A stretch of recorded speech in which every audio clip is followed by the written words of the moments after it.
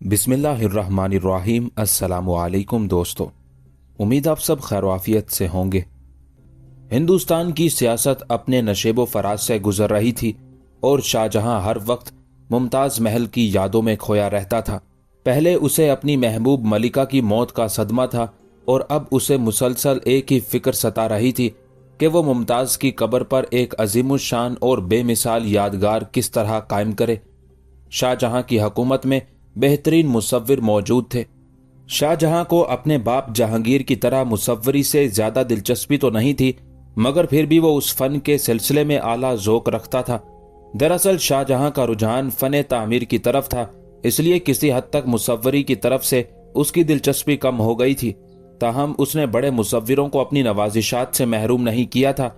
शाहजहां की रग़बत का अंदाज़ा इस बात से किया जा सकता है कि उसने बाकायदा मुसव्वरी का एक शोबा कायम कर दिया था और उस शोबे का निगरान फ़कीरुल्लाह खान था। मुमताज़ की कब्र पर एक बेमिसाल यादगार कायम करने के सिलसिले में शाहजहां ने फ़कीरुल्लाह खान को तलब करते हुए कहा, बेशक तुमने मुसव्वरी की बहुत खिदमत की है, मगर आज तुम्हारे फ़न की आजमाइश है। मुसव्विर फ़कीरुल्लाह खान ने अदब से सर झुका दिया। मलिका आलिया की कब्र पर एक ऐसी इमारत तामीर करो कि सारी दुनिया उसकी मिसाल पेश करने से आजिज रहे। खादिम कोई दावा तो नहीं करता, मगर इसकी हकीर कोशिशें शाहवाला को मुतमईन जरूर कर देंगी। हम इस सिलसिले में शदीद इज़्तिराब का शिकार हैं। शाहजहां ने मुसव्विरों के निगरान को मुखातिब करते हुए कहा, मलिका आलिया रोज ही हमारे ख्वाबों में आती हैं। वो जबान से तो कुछ नहीं कहती, मगर उनकी खामोशी बताती है कि वो हमसे नाराज हैं, और ये नाराजगी महज इसलिए है कि हम अब तक उनकी आखिरी वसीयत पर अमल नहीं कर सके हैं। हमें शर्मिंदगी से बचा लो कि हम बड़ी अजियत में मुब्तला हैं। शाहवाला, आपके ये नमक ख्वार अपनी जाने नजर कर देंगे, मगर इज्जत माप को शर्मिंदा नहीं होने देंगे। फ़कीरुल्लाह खान ने पुरएतमाद लहजे में कहा, इमारतें तो सारी दुनिया में बेशुमार हैं, मगर हमारे ख्वाबों में कोई और ही तामीर गर्दिश करती रहती है।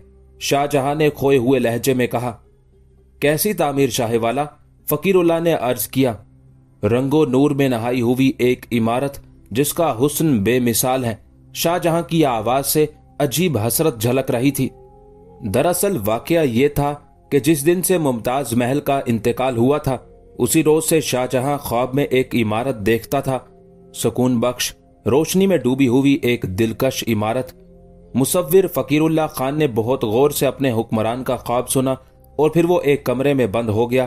तकरीबन 8 दिन तक उसने कागज पर कई खूबसूरत इमारतों के नकूश जब्त किए, मगर शाहजहां ने उन्हें देखकर नफी में अपने सर को जुम्बिश दी। बेशक ये तमाम इमारतें दिलफरेब मंजर पेश करती हैं, मगर इन सब से आमियानापन झलकता है। कोई शख्स भी इन्हें देखकर ये नहीं कह सकता कि उसने ऐसी इमारतें आज तक नहीं देखी हैं। तामीर ऐसी हो कि उसे देखकर हर शख्स बेसाख्ता पुकार उठे, लाजवाब, बेमिसाल, रुए जमीन पर ऐसी कोई इमारत मौजूद नहीं।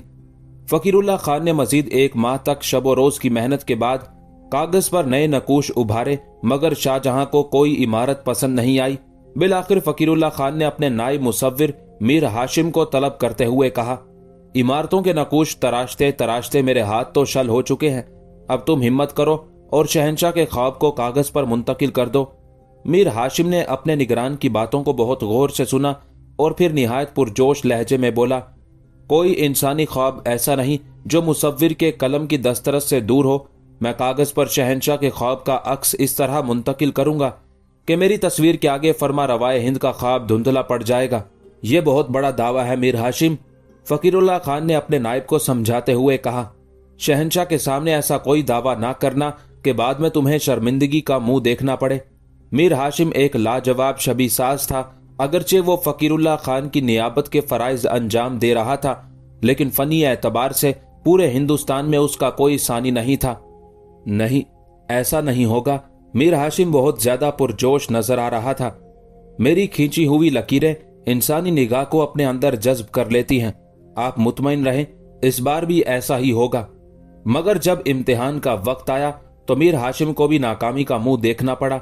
मीर हाशिम ने कई ऐसी इमारतों की तस्वीर बनाई थी जो देखने वालों को जिंदा नजर आती थी। अहले दरबार का ख्याल था कि इससे बेहतर तस्वीर कशी मुमकिन नहीं, मगर वो शहंशाह के सामने अपनी राय देते हुए डरते थे। शाहजहां ने बहुत दिलचस्पी के साथ उन तस्वीर को देखा, लेकिन कुछ देर बाद ही आहिस्ता आहिस्ता उसके चेहरे पर नापसंदीदगी का रंग उभरने लगा। मीर हाशिम, तुम्हारे कलम में बहुत जान है, मगर कोई एक तस्वीर भी हमारे ख्वाब की अक्कासी नहीं करती। अगर किसी तस्वीर में हमें अपने ख्वाब की हल्की सी छवि भी नजर आ जाती तो हम मुतमईन हो जाते। ये कहकर शाहजहां बहुत उदास नजर आने लगा और फिर दूसरे दिन शाहजहां के हुक्म पर हिंदुस्तान के गोशे गोशे में शाही हरकारे ऐलान करने लगे। जो शख्स भी मलिका आलिया के मकबरे की बेमिसाल छवि तैयार करेगा उसे बेशुमार इनामात से नवाजा जाएगा। उस ऐलान ने हिंदुस्तान के मुजस्मा साजों और मुसव्विरों की जमात में खुशी की एक नई लहर दौड़ा दी। हिंदू संग तराश और मुसव्विर बहुत खुश नजर आ रहे थे कि वो उस मुकाबले में सबकत ले जाएंगे। नजदीकों दूर से रोजाना कई मुजस्मा साज और मुसव्विर अपनी अपनी काविशों के साथ फकीरुल्लाह खान और मीर हाशिम के सामने पेश होते, लेकिन किसी को कामयाबी ना होती। उस सिलसिले में यह तरीकाकार वज़ा किया गया था कि जो तस्वीर फकीरुल्लाह खान और मीर हाशिम को मुतमईन कर देगी उसे शहंशाह के सामने पेश किया जाएगा।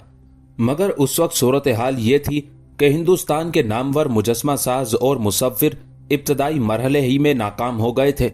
मुसव्विरों की नाकामी के सबब शाहजहां की उदासियों में रोज बरोज इजाफा होता जा रहा था। उसी दौरान रियासत बीजापुर के मसले ने पूरी शिद्दत के साथ सर उभारा। शाहजहां ने सुल्तान बीजापुर को उसके बागियाना तर्ज अमल के बाइस दरबार में तलब किया था। ये 1631 ईस्वी का वाकया था। सुल्तान बीजापुर ने हुक्म शाही को कोई अहमियत नहीं दी। शाहजहां ने फौरी तौर पर आसिफ खान को तलब किया और निहायत गजबनाक लहजे में कहा, हम सुल्तान बीजापुर को इस हालत में देखना चाहते हैं कि उसके पांव जंजीरों में जकड़े हुए हों और बारे नदामत से उसका सर झुका हुआ हो। आसिफ खान ने तेजी से यलगार की और बीजापुर का मुहासरा कर लिया। तकरीबन 20 रोज तक खून रेज जंग होती रही, लेकिन रसद की कमी ने आसिफ खान को हाथ रोकने पर मजबूर कर दिया। दूसरी तरफ कहत साली के सबब इंसान और मवेशी भूखे मरने लगे थे। मजबूरन आसिफ खान को मुहासरा उठाना पड़ा और मुगल फौज सामान्य खुर्दो नोश की तलाश में बहुत दूर निकल गई। उसके बाद शाही लश्करों को अपने इलाकों की तरफ वापस लौटना पड़ा। आसिफ खान दक्कन की मुहिम में नाकाम हो चुका था, इसलिए उसकी जगह महाबत खान को मुकर्रर कर दिया गया। मलिक अंबर हबशी का बेटा फतेह खान जानता था कि महाबत खान किस कदर जंगजू और तजर्बेकार सिपह सालार है। नतीजतन उसने एक लम्हा जाया किए बगैर महाबत खान को पैगाम भेजा, मैं ये किला मुगलों के सपुर्द करने पर आमादा हूँ, मुझे शाही अफवाज से कोई इख्तलाफ नहीं। ये पैगाम मिलते ही महाबत खान ने अपने लड़के को फौज देकर रवाना किया और कुछ देर बाद खुद भी रवाना हो गया।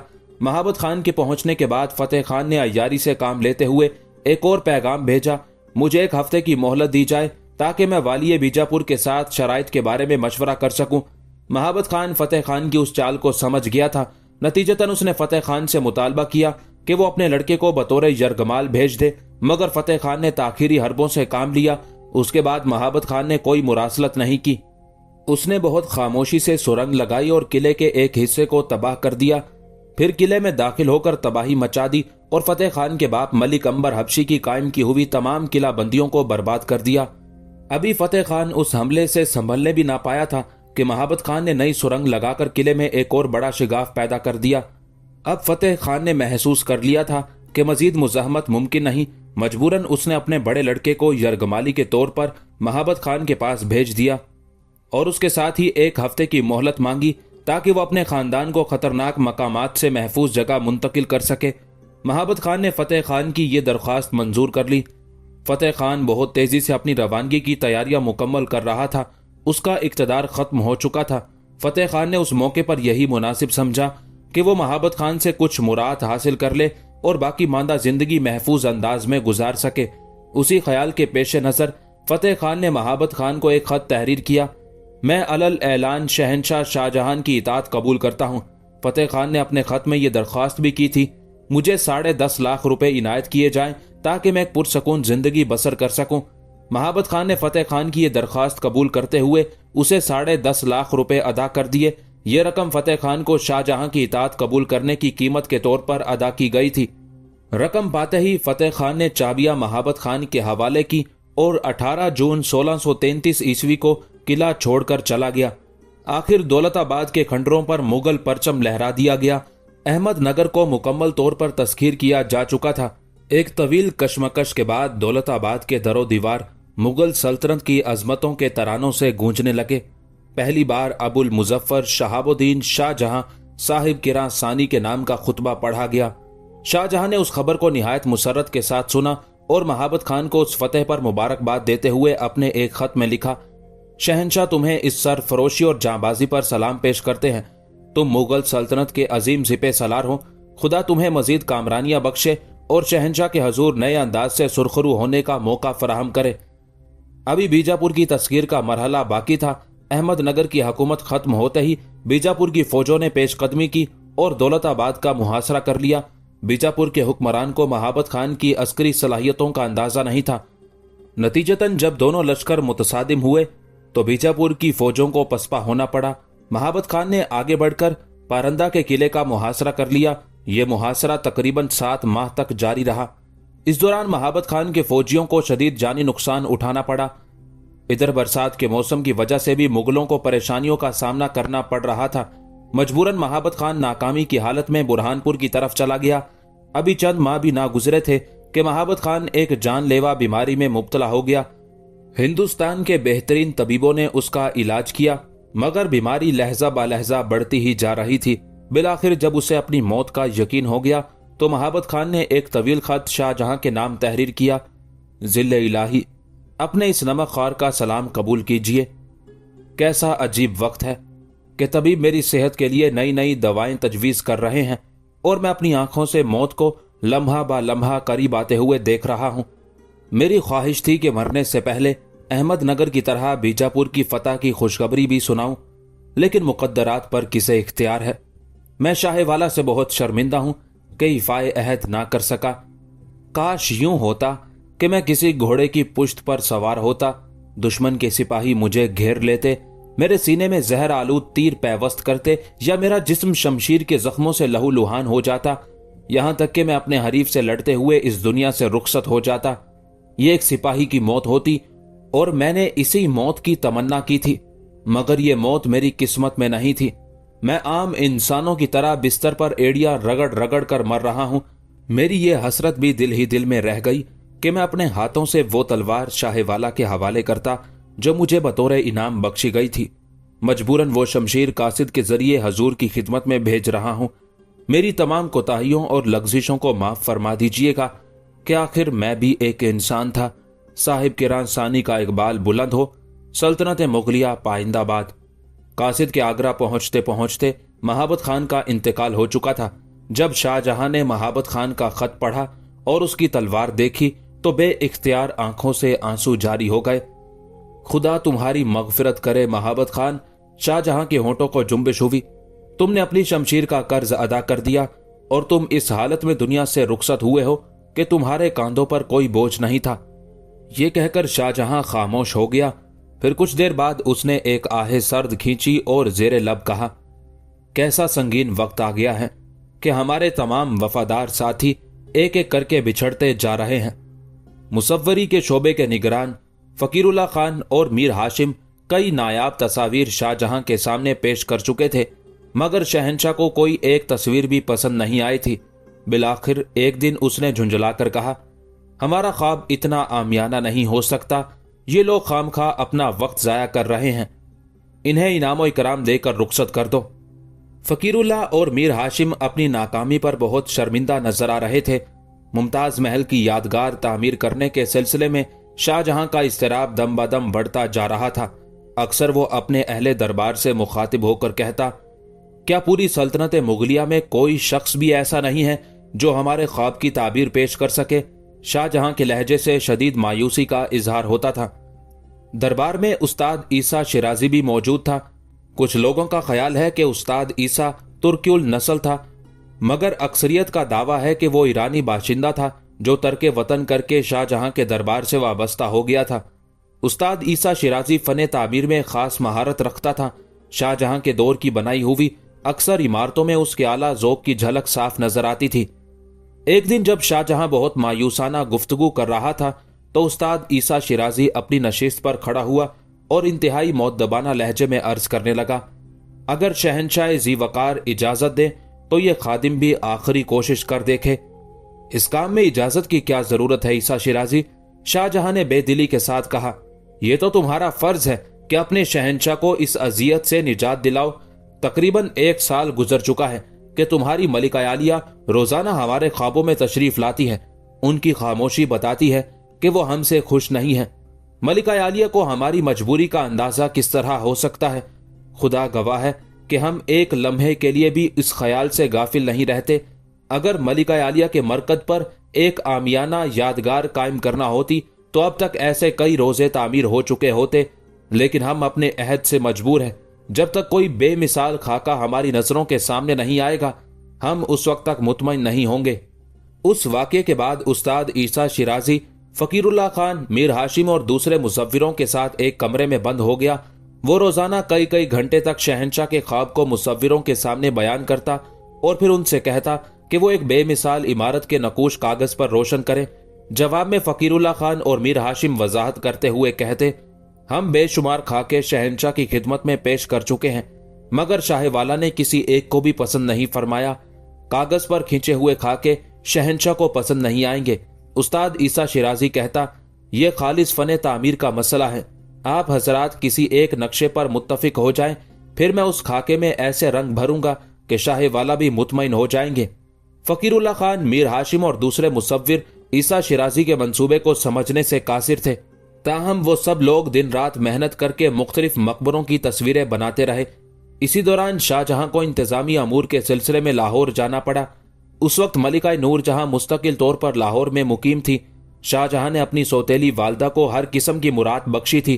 कई खादिम और कनीज़े नूर जहां की खिदमत पर मामूर थी। उसे 2 लाख रुपए सालाना वजीफा मिलता था। बस नूर जहां पर इतनी पाबंदी थी कि वो लाहौर से बाहर नहीं जा सकती थी।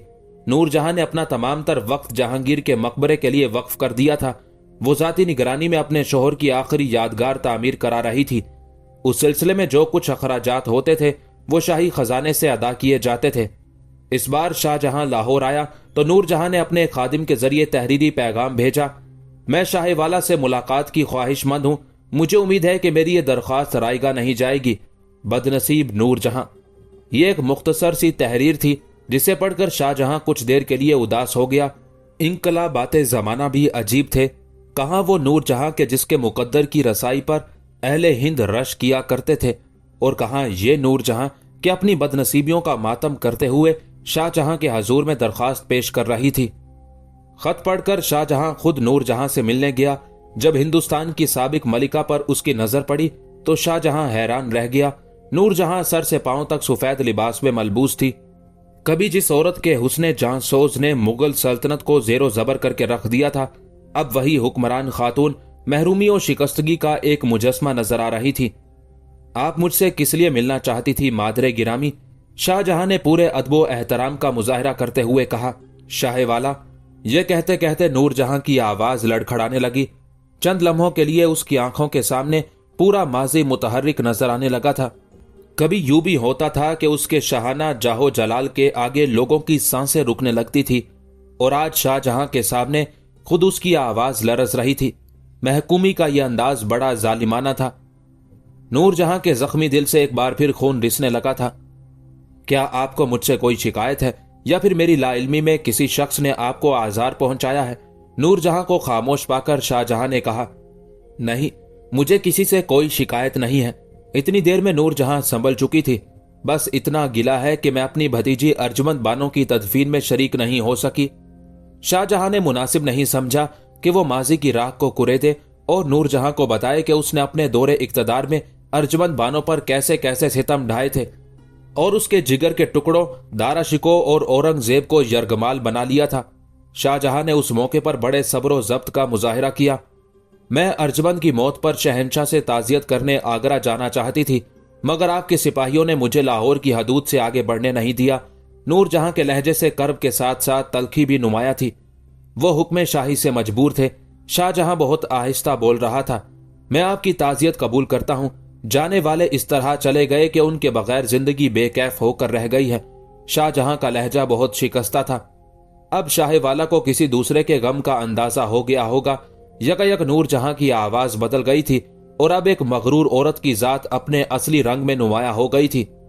आखिर आप क्या कहना चाहती है मादरे गिरामी? शाहजहां ने चौंक कर पूछा। यही कि जब किसी का महबूब बिछड़ता है तो उसके दिल पर क्या गुजरती है, नूरजहां ने तल्ख लहजे में कहा। आप अपनी भतीजी की ताजियत कर रही हैं या उसकी मौत का मजाक उड़ा रही हैं? शाहजहां ने बड़ी मुश्किल से अपने जज्बात पर काबू पाया। क्या आप इसी काम के लिए आगरा आना चाहती थी कि मेरे रंजो अलम का तमाशा अपनी आंखों से देखें? यह ताजियत पेश करने का तरीका है या जख्मी दिलों पर नश्तर जनी करने का अंदाज? यकीनन मैं शाहीवाला से ताजियत करना चाहती थी, मगर उसके साथ ही ये पूछना भी चाहती थी कि अर्जमंद से बिछड़कर आपके दिल पर क्या गुजरी है। अब नूरजहां बहुत बेबाक लहजे में बोल रही थी। आप इस गम का अंदाजा नहीं कर सकती, शाहजहां ने एक बार फिर इंतहाई सब्र जब्त का मुजाहरा करते हुए कहा। तो फिर शाहीवाला को भी इसका अंदाजा नहीं हो सकता कि एक बेवा पर क्या गुजर रही है। अब नूरजहां के लहजे की तलखी ज्यादा नुमाया हो गई थी। मैं तो आपकी बेवगी का जिम्मेदार नहीं हूं। शाहजहां का लहजा बदस्तूर नरम था। इसमें जरा भी शक नहीं कि तुम ही मेरी बेवगी के जिम्मेदार हो। नूरजहां ने हर तकल्लुफ और रियायत को बलाए ताक रख दिया था। अगर तुम बागियाना रविश इख्तियार ना करते तो मेरे शोहर की जिंदगी ज्यादा तवील हो सकती थी। तुम्हारी मुसलसल गुस्ताखियों ने शहंशाह आली मकाम को इस कदर जज्बाती सदमे पहुंचाए कि वो जिंदगी से बेजार हो गए और फिर उसी दिल की बीमारी ने उनका काम तमाम कर दिया। बेखबर रियाया ये राज नहीं जानती कि एक बागी और गुस्ताख बेटे ने अपने बाप को किस तरह कत्ल किया है। बेशक तुम्हारे दामन पर शहंशाह नूरुद्दीन जहांगीर के खून की कोई छींट नहीं, मगर मेरी नजर में तुम ही अपने बाप के कातिल हो। यह सुनकर शाहजहां की हालत गैर हो गई थी और वह गुस्से से कांपने लगा था। मादरे गिरामी, आपसे मेरा नाजुक व हसास रिश्ता भी है और आप एक कमजोर औरत भी है, इसलिए मैं इन बातों का जवाब देना नहीं चाहता। शाहवाला, अब मुझे किसी जवाब की जरूरत भी नहीं है। अचानक नूरजहां का चेहरा खुशी से चमकने लगा था। मेरे साथ इंसाफ हो गया। जिस तरह मैं लाहौर के एक गोशे की तन्हाइयों में कैद हूं, इसी तरह आप भी अपने गमों की वीरानियों में असीर हैं। जिस तरह मुझे सब्र करार मुयस्सर नहीं, इसी तरह आपके दिल का सुकून भी लुट चुका है। मैं तो बदनसीब ठहरी कि ना दौलत है ना इक्तदार, मगर आप अपनी तरफ देखिए कि ताजो तख्त की ज़ोफ़िशानियां भी है और खादिमों के झुके हुए सरों की लंबी कतारें भी, मगर वो शय मुयस्सर नहीं जिसे सुकून कहते हैं। जाइए और अपने तमाम खजाने लुटा दीजिए, लेकिन फिर भी सुकून दिल नहीं खरीद सकेंगे। शाहजहां ने नूरजहां की शख्सियत का ये रूप पहली बार देखा था। वो अपनी महरूमियों का अजाला करने के लिए दूसरों के गमों पर खुश होती थी। शाहजहां ने कई बार कोशिश की कि वो नूरजहां के सामने उसके मजालिम शुमार कराए, मगर एक बुलंद किरदार इंसान की हैसियत से उसने बड़ी आला ज़र्फी का मुजाहरा किया। मादरे गिरामी, अगर मैं वक्त के आईने का गुबार साफ कर दूं तो इसमें हर शख्स को अपना हकीकी चेहरा नजर आने लगे, मगर मैं ऐसा नहीं करूंगा। जब आप ही ने मुकद्दस रिश्तों को नफरतों की आग में जला डाला तो फिर जमाने से क्या गिला और तकदीर से कैसी शिकायत। यह कहकर शाहजहां थके थके कदमों से वापस चला गया। नूरजहां ने उसकी नवाजिशात और इनायात का जो सिला दिया था वो बड़ा तकलीफ दे और लरसा खेज था। अभी नूरजहां की नफरत आमेज गुफ्तगू और महाबत खान की मौत का गम ताजा था कि जुजर सिंह बुंदेला ने एक बार फिर बगावत कर दी। ये इतला पाते ही शाहजहां तेज रफ्तारी के साथ लाहौर से रवाना होकर आगरा पहुंचा। सबसे पहले उसने आसिफ खान को खाने खाना का खिताब दिया। आसिफ खान से पहले यह खिताब महाबत खान को दिया गया था। शाहजहां को जुजर सिंह की बगावत की तफसीलात मालूम हुई तो वह फिक्रमंद नजर आने लगा। जुजर सिंह बुंदेला ने चौड़ागढ़ के राजा को कत्ल करके उसका तमाम खजाना अपने कब्जे में ले लिया था। जुजर सिंह 5 साल तक दक्कन में मुगलों की खिदमत अंजाम देता रहा था और बज़ाहिर ऐसा महसूस होता था कि वो अपनी जिंदगी के बाकी दिन भी मुगल सल्तनत की इताअत व फर्मा बरदारी में गुजार देगा। मगर अचानक उसके दिल में आजादी की ख्वाहिशें करवटें लेने लगी और वो अपने बेटे को महाबत खान के पास छोड़कर ओरछा के मकाम पर चलाया। जुजर सिंह की उस रविश को देखकर कोई सोच भी नहीं सकता था कि वो यकायक बागियों की सफ में खड़ा हो जाएगा। दरअसल जुजर सिंह गोंडवाना पर कब्जा करना चाहता था। अपने उसी मंसूबे के तहत उसने चौड़ागढ़ के किले का मुहासरा कर लिया। इसी दौरान चौड़ागढ़ के मकतूल राजा के लड़के ने शाहजहां से मदद की दरख्वास्त की। उस दरख्वास्त के जवाब में शाहजहां ने जुजर सिंह को बार बार तनबीह की कि वो जारहाना इकदामात से बाज रहे, मगर जुजर सिंह पर दोबारा इक्तदार हासिल करने का नशा तारी था। उसने शाहजहां के अहकाम को नजरअंदाज करते हुए चौड़ागढ़ के किले का मुहासरा कर लिया। राजा प्रेम नारायण एक कमजोर हुक्मरान था, इसलिए वो चौड़ागढ़ का दिफा ना कर सका। जुजर सिंह ने किले पर कब्जा करके राजा प्रेम नारायण को कत्ल कर दिया।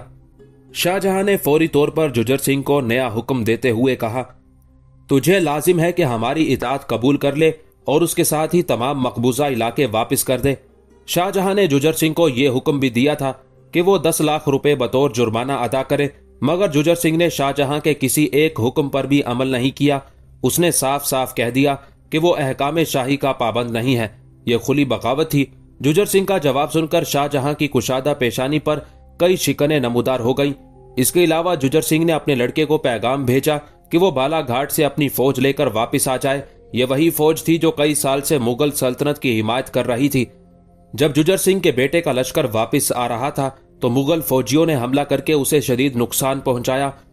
बागी राजा का लड़का बामुश्किल तमाम अपनी जान बचाकर भागा और किसी न किसी तरह बाप के पास पहुंच गया। ये सूरत हाल देखकर शाहजहां ने बागियों की सरकूबी के लिए शहजादा औरंगजेब को रवाना किया। यह पहली जंगी मुहिम थी जिसकी कयादत शहजादा औरंगजेब कर रहा था। जब वो अपने लश्कर में नमूदार हुआ तो उसके सर पर शाही दस्तार के साथ मुबारक शाह कलंदर की दी हुई दस्तार बंदी थी और वो बार बार आसमान की तरफ मुंह उठाकर कह रहा था, ऐ खुदा, अपने इस कमजोर बंदे औरंगजेब की आबरू रख और इसे मारकाए हयात में सुरखरुई व सरबुलंदी अता फरमा। मुगल फौज भंडर से होती हुई उड़ीसा पहुंची। ये तमाम इलाका घने जंगलात से घिरा हुआ था, जिसके बाइस औरंगजेब को कदम कदम पर दुश्वारियां पेश आ रही थी। इस दौरान बुंदेलों के लश्कर ने मुगल फौजों पर पे दर पे हमले किए, लेकिन वो मुसलसल आगे ही बढ़ती चली गई। उस सूरत हाल को देखते हुए जुजर सिंह अपने बेटे को छोड़कर ओरछा से निकल खड़ा हुआ।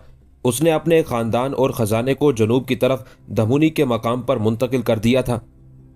शहजादा औरंगजेब नौ उम्री के बावजूद हम वक्त होशो हवास में रहने वाला सिपह सलार था। उसने बड़ी होशियारी के साथ जुजर सिंह के मंसूबे को खाक में मिला दिया।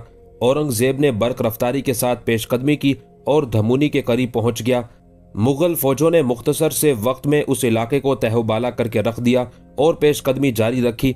जुजर सिंह मायूस होकर चौड़ागढ़ से फरार हो गया और तकरीबन 6000 सिपाहियों, 60 हाथियों और अपने खानदान के लोगों के साथ दक्कन की तरफ निकल गया।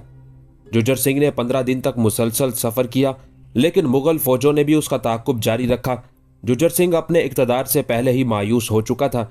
अब उसे अपनी जिंदगी भी मौत के नरगे में घिरी हुई नजर आ रही थी। अगर उस मौके पर वो शहजादा औरंगजेब से अमान तलब करता तो यकीनन उसकी जान बख्श दी जाती, लेकिन जुजर सिंह अपने ज़मीर की अदालत में भी मुजरिम था और यही एहसास जुर्म उसे फरार होने पर मजबूर कर रहा था। शाहजहां ने उसे बार बार हुक्म दिया था कि वो माफ़ी मांगकर सल्तनत मुगलिया के वफादारों में शामिल हो जाए, मगर जुजर सिंह एक अहद शिकन इंसान था और अपनी उसी खबासत नफ्स के बाइस वो शाहजहां की नीयत पर भी शक कर रहा था। बिलाखिर जब वो चारों तरफ से घिर गया तो उसने अपने चंद साथियों को जमा करके कहा, अब ये तारीख जंगल ही हमें पनाह दे सकता है। हम कल तक आराम व आसाइश की जिंदगी बसर कर रहे थे। जुजर सिंह के साथियों ने चीख कर कहा, मगर आपकी एक गलती ने हमारी दुनिया भी बर्बाद कर दी। आखिर हमें इस बगावत की क्या जरूरत पेश आई थी? जब आपको मालूम था कि शाही फौजों के सैलाब को नहीं रोका जा सकता, तो फिर मिट्टी का यह कमजोर बंद क्यों बांधा गया था? जुजर सिंह अपने साथियों के सवाल का क्या जवाब देता? ये इंतहाई बदबख्ती थी कि पुरसकून जिंदगी गुजारते गुजारते वो अचानक बगावत का परचम लेकर उठ खड़ा हुआ। अभी जुजर सिंह फरार का नया मंसूबा बना रहा था कि इस दौरान एक लर्जा खेज वाकया पेश आया। राजपूत औरतें जिन घोड़ों पर सवार थी वो अचानक बिदक कर मुगल फौजों की तरफ भाग खड़े हुए। जुजर सिंह ने फौरन अपने तीरंदाजों को हुक्म दिया कि उन औरतों को हलाक कर दिया जाए। तीरंदाज सिपाही हैरत से जुजर सिंह का मुंह देख रहे थे।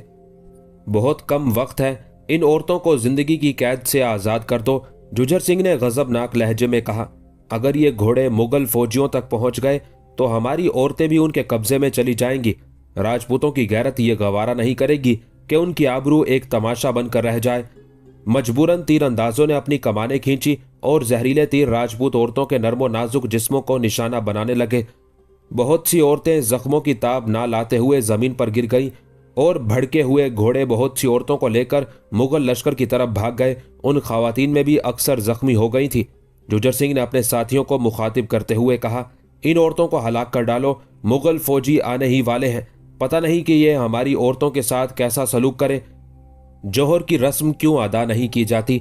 बाद सरदारों ने जुजर सिंह के फैसले पर एतराज करते हुए कहा, जौहर का वक्त नहीं है। जुजर सिंह ने कहर आलूद लहजे में कहा, जौहर की रस्म राजपूतों की मशहूर रस्म थी। यह रस्म उस वक्त अदा की जाती थी जब राजपूत मर्दों को अपनी शिकस्त का पूरा यकीन हो जाता था। ऐसे मौके पर तमाम राजपूत औरतें अपने जिस्मों पर बेहतरीन लिबास और जेवरात सजाकर एक हिसार में बैठ जाती थी। फिर चारों तरफ आग लगा दी जाती थी। कभी ऐसा भी होता कि एक बहुत बड़ा अलाव रोशन कर दिया जाता और राजपूत औरतें अपनी कौमी अजमत के गीत गाते हुए उस आग में कूद पड़ती थी। जौहर की ये रस्म इसलिए अदा की जाती थी कि राजपूत मर्दों के कत्ल हो जाने के बाद कहीं दुश्मन उनकी औरतों के साथ वहशियाना सलूक ना करे। अगरचे हिंदुस्तान के मुस्लिम हुक्मरानों ने मफ्तू खवातीन से कभी ऐसा सलूक नहीं किया और शाहजहां तो खुद एक राजपूत खातून के बतन से पैदा हुआ था, इसलिए मुसलमानों की रिवायती रवादारी के साथ वो अपने दिल में राजपूतों के लिए एक मखसूस नरम गोशा भी रखता था। मगर जुजर सिंह शिकस्त के खौफ से पागल हो गया था और अपनी औरतों को बेदरेक कत्ल करने का हुक्म दे रहा था। हम जिंदा हैं, हमें मत मारो, भगवान के लिए हमें अपने साथ ले चलो। मगर जुजर सिंह ने अपना हुक्म वापस नहीं लिया। राजपूत औरतें फरियाद करती रहीं और कत्ल होती रहीं, यहां तक कि जमीन का एक टुकड़ा इंसानी खून से सुर्ख हो गया। उसके बाद जुजर सिंह मुतमईन नजर आने लगा। उसने पुरजोश अंदाज में अपने साथियों को मुखातिब करके कहा, अब मुझे कोई फिक्र नहीं है। मैंने औरतों को कत्ल करके अपने दिलो दिमाग का सारा बोझ उतार फेंका है। अब मैं इन खौफनाक जंगलों में रूपोश रहकर बरसों तक शाहजहां का मुकाबला करता रहूंगा। मगर जुजर सिंह का यह इत्मीनान बहुत आर्जी था। शाही फौजों के खौफ से उसके बहुत से साथी फरार होकर जंगल में छुप गए और जुजर सिंह के करीब महज चंद आदमियों की एक जमात रह गई। मुगलों ने आगे बढ़कर जुजर सिंह के बहुत से रिश्तेदारों को गिरफ्तार कर लिया। जो जख्मी औरतें उस तरफ आ गई थी, औरंगजेब के सिपाहियों ने उन्हें फौरी तौर पर तिब्बी इमदाद फराहम की। जुजर सिंह मौका पाकर फरार हो चुका था। गिरफ्तारी के खौफ से वो किसी एक जगह ठहर नहीं सकता था। उस वक्त जुजर सिंह की हालत उस खरगोश की सी थी जिसके ताक़ुब में बहुत से शिकारी जानवर हो और वो एक झाड़ी से निकलकर दूसरी झाड़ी में छुपने की कोशिश कर रहा हो। उस जंग को फैसला कुन बनाने के लिए शाहजहां खुद भी 1634 के शुरू में दारुल हुकूमत से निकलकर ओरछा की तरफ बढ़ा। इस दौरान उसे खबर मिली कि शाह के जाननिसारों ने झांसी के मजबूत किले पर कब्जा कर लिया है। ये एक अच्छी खबर थी। इसके अलावा एक और खबर भी कई दिन से गर्दिश कर रही थी कि जुजर सिंह और उसका बेटा बिक्रमाजीत मारे जा चुके हैं, मगर अभी उस खबर की तस्दीक नहीं हो सकी थी। वाकया यह था कि जब जुजर सिंह और उसका लड़का फरार होकर गोंदा कबीले में पहुंचे तो उन लोगों ने उसे पनाह देने से इनकार कर दिया। जुजर सिंह ने गोंदों को देवी देवताओं का वास्ता दिया तो वो लोग कुछ नरम भी पड़ गए, मगर ये नरमी भी मसलहत से खाली नहीं थी। गोंदों के सरदार ने शाही कहरो एताब से बचने के लिए नई तरकीब सोच ली थी। जुजर सिंह और उसके बेटे बिक्रमाजीत को आर्जी तौर पर पनाह दे दी गई। फिर जब वो दोनों बाप बेटे मुतमईन हो गए तो सरदार के हुक्म पर गोंदों ने एक रात सोते में जुजर सिंह और बिक्रमाजीत का काम तमाम कर दिया। उस अरसे में शाहजहां के पहुंचने की खबर आम हो चुकी थी। नतीजतन जुजर सिंह और बिक्रमाजीत के सर काटकर शाहजहां की खिदमत में भेज दिए गए। दोनों बागी अपने अंजाम को पहुंच चुके थे। शाहजहां ने गोंदों को बड़े इनामो इकराम से नवाजा। महाबत खान की मौत और दक्कन से मुगल फौजों के इंखिला का ये नतीजा बरामद हुआ कि रियासत बीजापुर में मुख्तलिफ गिरोहों के दरमियान शदीद कशमकश शुरू हो गई। बीजापुर का पेशवा शाहजहां का हामी था और वो चाहता था कि सरकारी अहकाम के लिए शाही मोहरें इस्तेमाल की जाए, मगर बीजापुर का एक और वजीर ख्वास खान उसके हक में नहीं था। उसने सुल्तान बीजापुर को भी इस बात पर आमादा कर लिया था कि शाही मोहरें इस्तेमाल ना की जाएं, और फिर एक दिन सुल्तान बीजापुर ने मुस्तफ़ा खान को बुलाकर कहा, आखिर तुम ये क्यों चाहते हो कि हमारी रियासत के कागजात पर शाही मोहरें इस्तेमाल की जाएं? मैं रियासत का सच्चा हमदर्द हूं। मुस्तफ़ा खान ने पुरजोश लहजे में कहा, मेरी नज़र में यही बेहतर है कि शाही मोहरें इस्तेमाल करके मुस्तकबिल के खतरात को हमेशा के लिए ख़त्म कर दिया जाए। मगर मुस्तफ़ा खान की दूरअंदेशी किसी काम न आई और ख्वास खान ने सुल्तान के इशारे पर उसे बलगाम के किले में कैद कर दिया।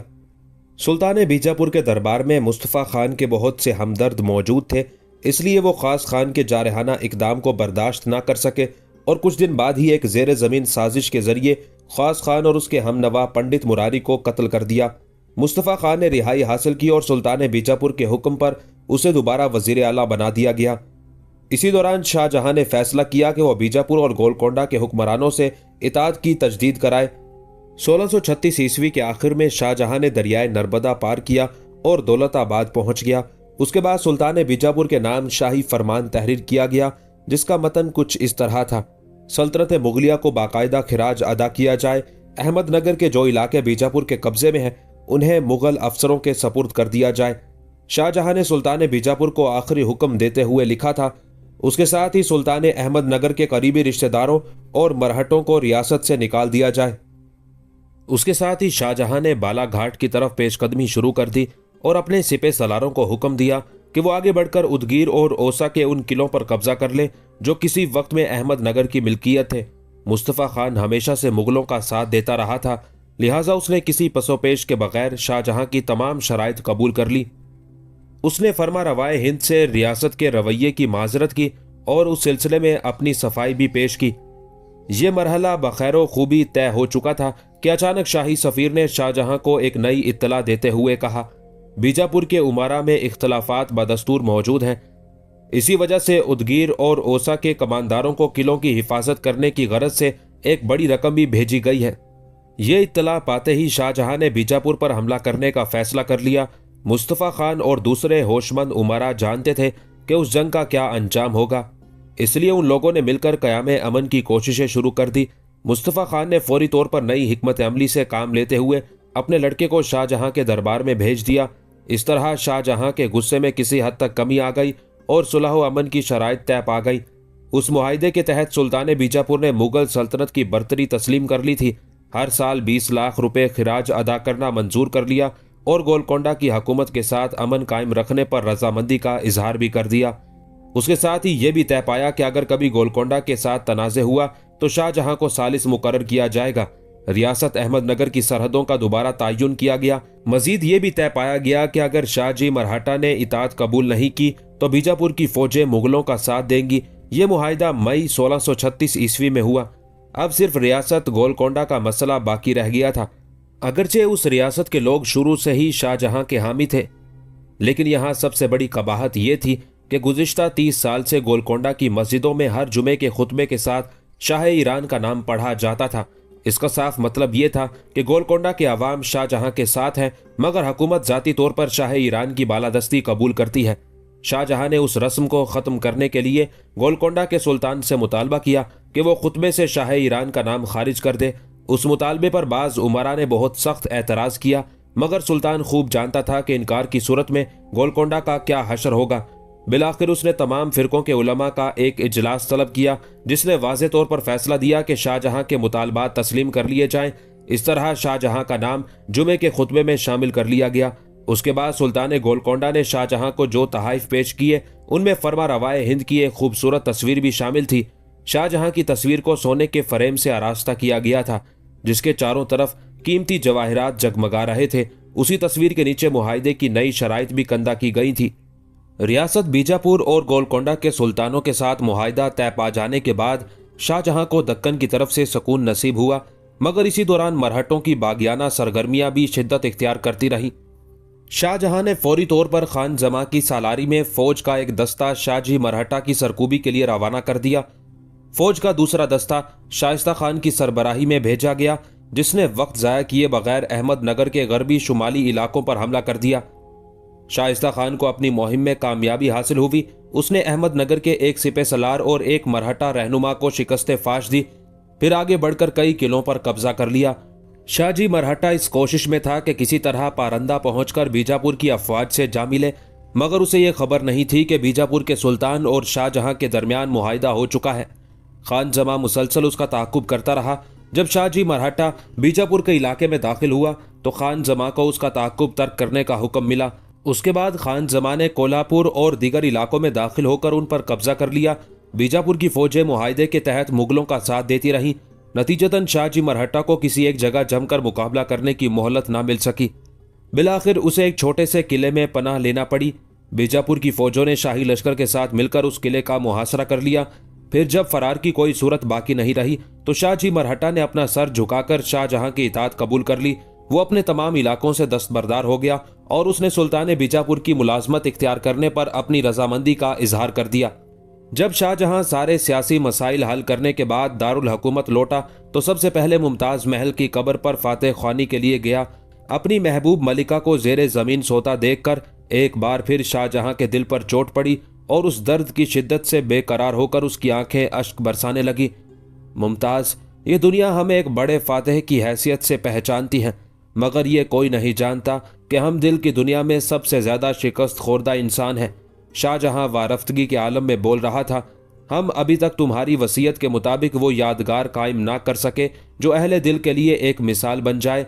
हम तुमसे शर्मिंदा हैं अर्जमंद बानो, बहुत शर्मिंदा है। सियासत के हंगामे हमें चैन से बैठने नहीं देते। शाहजहां बहुत देर तक मुमताज की कब्र पर खड़ा हुआ अश्करेजी करता रहा। इस दौरान माहरुख भी शहंशाह के नजदीक आकर अकब में खड़ी हो गई थी। जब शाहजहां फातेह ख्वानी के बाद पलटा तो उसकी नजर माहरुख पर पड़ी। शहंशाह उस कनीज को देखकर हैरान रह गया। माहरुख के चेहरे की तमाम शादाबी रुखसत हो चुकी थी। सफेद कपड़ों में मलबूस वो एक बीमार औरत नजर आती थी। शाहवाला को नई फतुहात मुबारक हो, माहरुख ने लरजते हुए लहजे में कहा। माहरुख, अपनी जिंदगी पर रहम कर कि यहां रहते रहते तू खुद भी एक जिंदा कब्र बन गई है। शाहजहां ने कनीज की हालत जार देखते हुए हमदर्दाना अल्फाज कहे। नहीं शाहवाला, मैं यहां बहुत खुश हूं। माहरुख ने सर झुकाए हुए कहा। आकाजादी की कुर्बत ने मुझे नई जिंदगी बख्शी है। अगर यहां से दूर चली जाऊं तो शायद एक सांस भी ना ले सकूं।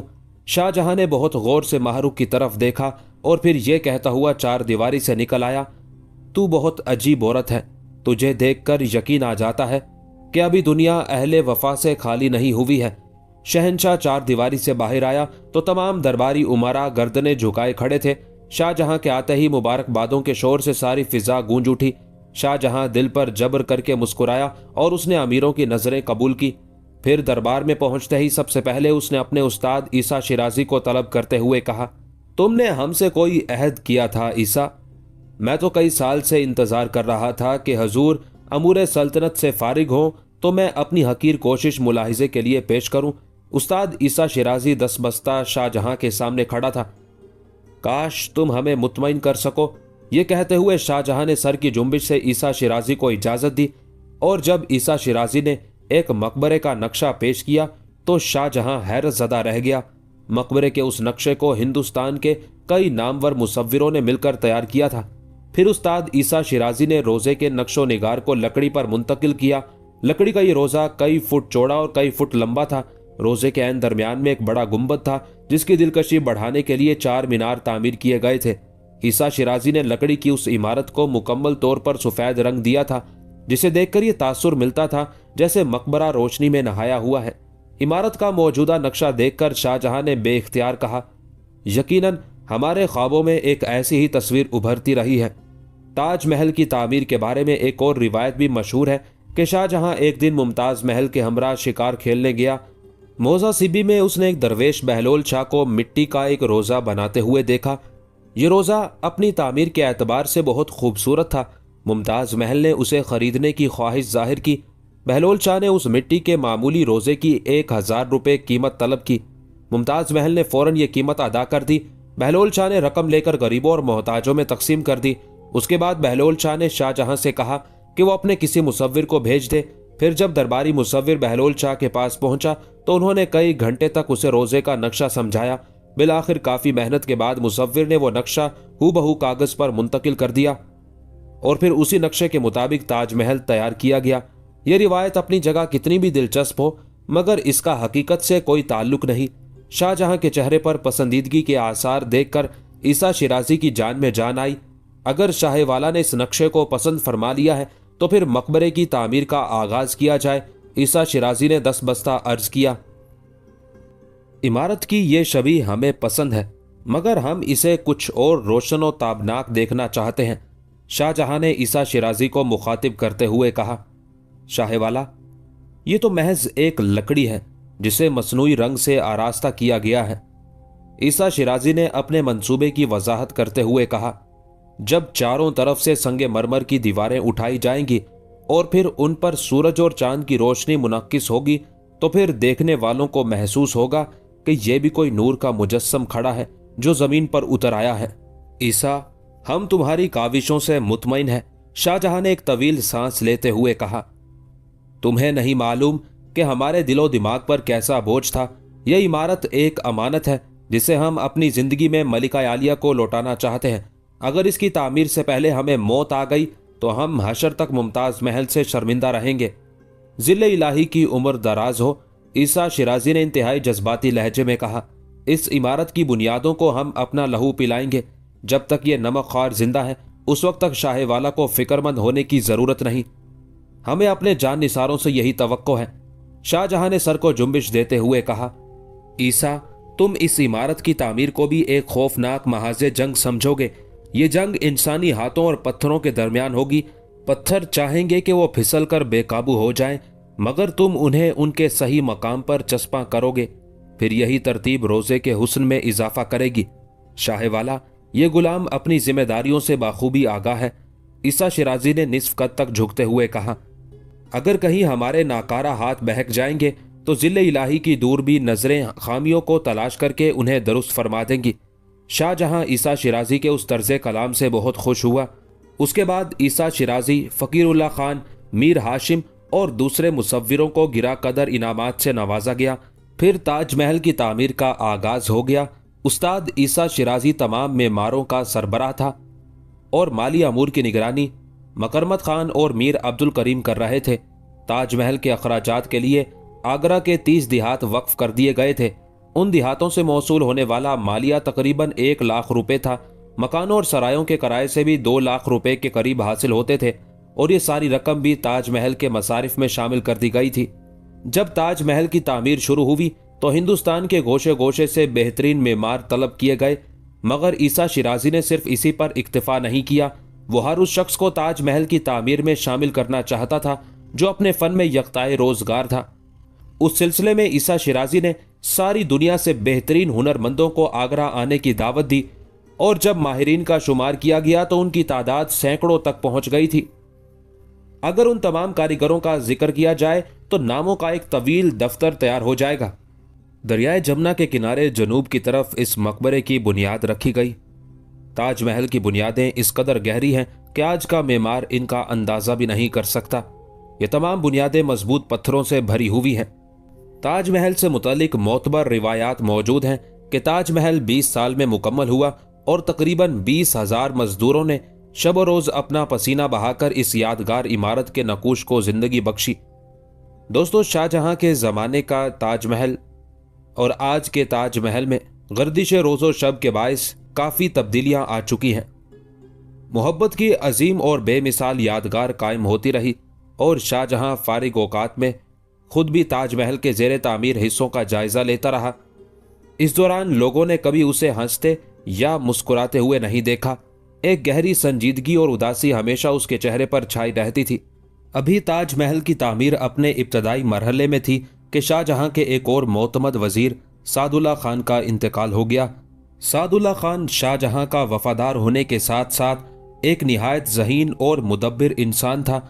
उसने अक्सर मुश्किल औकात में शाहजहां को मुफीद मशवरे दिए, जिनके बायस सल्तनत मुगलिया को मजीद इस्तेहकाम नसीब हुआ। महाबत खान की मौत के बाद ये दूसरा हादसा था जिसके असरात शाहजहां ने अपने दिल पर महसूस किए। शाहजहां अपने लड़कों में सबसे ज्यादा दारा शिको को चाहता था।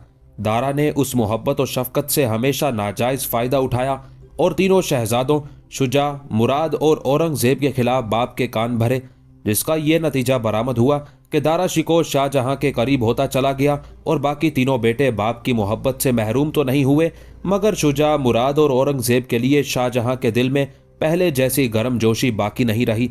इसका यह मतलब हरगिज नहीं कि शाहजहां कानों का कच्चा था और किसी बात की तस्दीक करने की जहमत गवारा नहीं करता था। दरअसल उसे अपने लड़कों में दारा शिको से बेपनाह मोहब्बत थी। शाहजहां का ख्याल था कि उसका महबूब बेटा झूठ बोल ही नहीं सकता। दूसरे ये कि मुमताज महल भी दारा को बेहद चाहती थी। नतीजतन दारा शिको शाहजहां की मोहब्बत का मरकज बन गया। उस बेपरवाही की एक बुनियादी वजह यह भी थी कि मुमताज महल की मौत ने शाहजहां के दिलो दिमाग को इस कदर मुतासिर किया था कि वो दुनिया और अपनी जिंदगी से बेजार नजर आने लगा। मुख्तसरन यूं कहा जा सकता है कि वो किसी न किसी तरह अपनी बकिया सांसें गुजार रहा था। उसे हुकूमत के कामों से ज्यादा दिलचस्पी बाकी नहीं रही थी। जहनी परेशानी के उस जमाने में शाहजहां अपने मुशीरों पर बहुत ज्यादा तकिया करता था, मगर बदकिस्मती से उसके तमाम लायक मुशीर एक एक करके दुनिया से रुखसत होते जा रहे थे। सादुल्ला खान के इंतकाल के चंद साल बाद ही शाहजहां को एक और सदमा बर्दाश्त करना पड़ा। 1641 में शाहजहां के खुस्र आसिफ खान का भी इंतकाल हो गया। शाहजहां के दौरे हुकूमत में उसे यमीनुद्दौला के खिताब से नवाजा गया था। उसके साथ ही आसिफ खान को 50 लाख रुपए सालाना आमदनी की जागीर भी दी गई थी اس کے منصب کو بڑھا کر 9,000 سوار کر دیا گیا تھا۔ آصف خان نے اپنے دور میں وزارت عظمیٰ کے عہدے تک ترقی پائی تھی۔ شاہ جہاں کے عہد میں آصف خان نے اتنی عزت حاصل کی تھی کہ اکثر اوقات اسے شہنشاہ کی نمائندگی اور اس کی طرف سے بات چیت کرنے کے اختیارات دے دیے جاتے تھے۔ جواباً آصف خان نے بھی آخری سانس تک شاہ جہاں کے اعتماد کو بحال رکھا۔ انجام کار اس نے شدید علالت کی بنا پر امور مملکت سے کنارہ کشی اختیار کر لی۔ شاہ جہاں نے آصف خان کی علالت کے دوران کئی بار خود جا کر اس کی عیادت کی۔ شاہ جہاں کے ساتھ آصف خان کی وفاداری کا یہ عالم تھا کہ اس نے مرنے سے پہلے اپنی تمام جاگیریں شہنشاہ کو پیش کر دی۔ صرف لاہور میں آصف خان کی رہائش گاہ کی قیمت 20 لاکھ روپے تھی۔ اسی طرح دیگر کئی مقامات پر بھی اس نے عالی شان محل تعمیر کرائے تھے۔ آصف خان کی مالی حیثیت کا اندازہ اس بات سے کیا جا سکتا ہے کہ اس کے پاس 2.5 کروڑ روپے کی مالیت کے زر و جواہر موجود تھے۔ آصف خان نے اپنے سارے اثاثے خوشی اور رغبت کے ساتھ شاہ جہاں کو پیش کرتے ہوئے کہا تھا، شاہ والا، میں نے یہ سب کچھ سلطنت مغلیہ کے دور میں حاصل کیا تھا۔ میں شکر گزار ہوں کہ عزت مآب نے مجھے بے پناہ آسائشیں بخشی۔ اب جب کہ میں دنیا سے رخصت ہو رہا ہوں تو 4 گز کپڑے کے سوا اپنے ساتھ کوئی چیز نہیں لے جاؤں گا، اس لیے اپنی تمام متاع باحق کے سرکار نظر کر رہا ہوں۔ میری خواہش ہے کہ اس دولت کو حکومت کے فلاحی کاموں پر خرچ کر دیا جائے۔ آصف خان کی باتیں سن کر شاہ جہاں اس قدر متاثر ہوا کہ اس کی آنکھوں سے آنسو جاری ہو گئے۔ تم جلد صحت یاب ہو جاؤ گے آصف خان، شاہ جہاں نے تھکے تھکے لہجے میں کہا۔ نہیں شاہ والا، میرا وقت رخصت قریب آ پہنچا ہے، آصف خان نے لرزتی ہوئی آواز میں کہا۔ میری سماعتیں بہت دیر سے فرشتہ اجل کے قدموں کی چاپ سن رہی ہیں۔ شاہ جہاں نے مزید تسلی آمیز کلمات کہے، مگر آصف خان کو اپنی موت بہت قریب دکھائی دے رہی تھی۔ وقت بہت کم ہے شاہ والا، مرنے سے پہلے میں اپنا اطمینان چاہتا ہوں۔ کیسا اطمینان؟ شاہ جہاں نے چونک کر کہا۔ میں نے ہر مقام پر آپ کو سرخرو اور سر بلند دیکھنا چاہا۔ اب آصف خان کی آواز لڑکھڑانے لگی تھی۔ اگر کبھی آپ کو میرا رویہ مختلف نظر آیا ہوگا تو وہ یقیناً کوئی سیاسی مصلحت رہی ہوگی، ورنہ میں نے زندگی کی کسی آزمائش میں بھی آپ کی وفاداریوں کا سودا نہیں کیا۔ شاہ جہاں کے بہتے ہوئے آنسوؤں میں کچھ اور تیزی آ گئی تھی۔ شاہ والا، مجھے وفاداری کی سند دیجیے تاکہ میں سکون سے مر سکوں۔ آصف خان کی آنکھیں دھندلی ہونے لگی تھی۔ اب مجھے آپ کی صورت نظر نہیں آ رہی ہے۔ شاہ جہاں گھبرا گیا۔ تمہاری وفاداریاں تو مثالی حیثیت رکھتی ہیں آصف خان، بے شک تم نے اہل وفا کی طرح زیست بسر کی، میں تمہاری رفاقت پر ہمیشہ نازا رہوں گا۔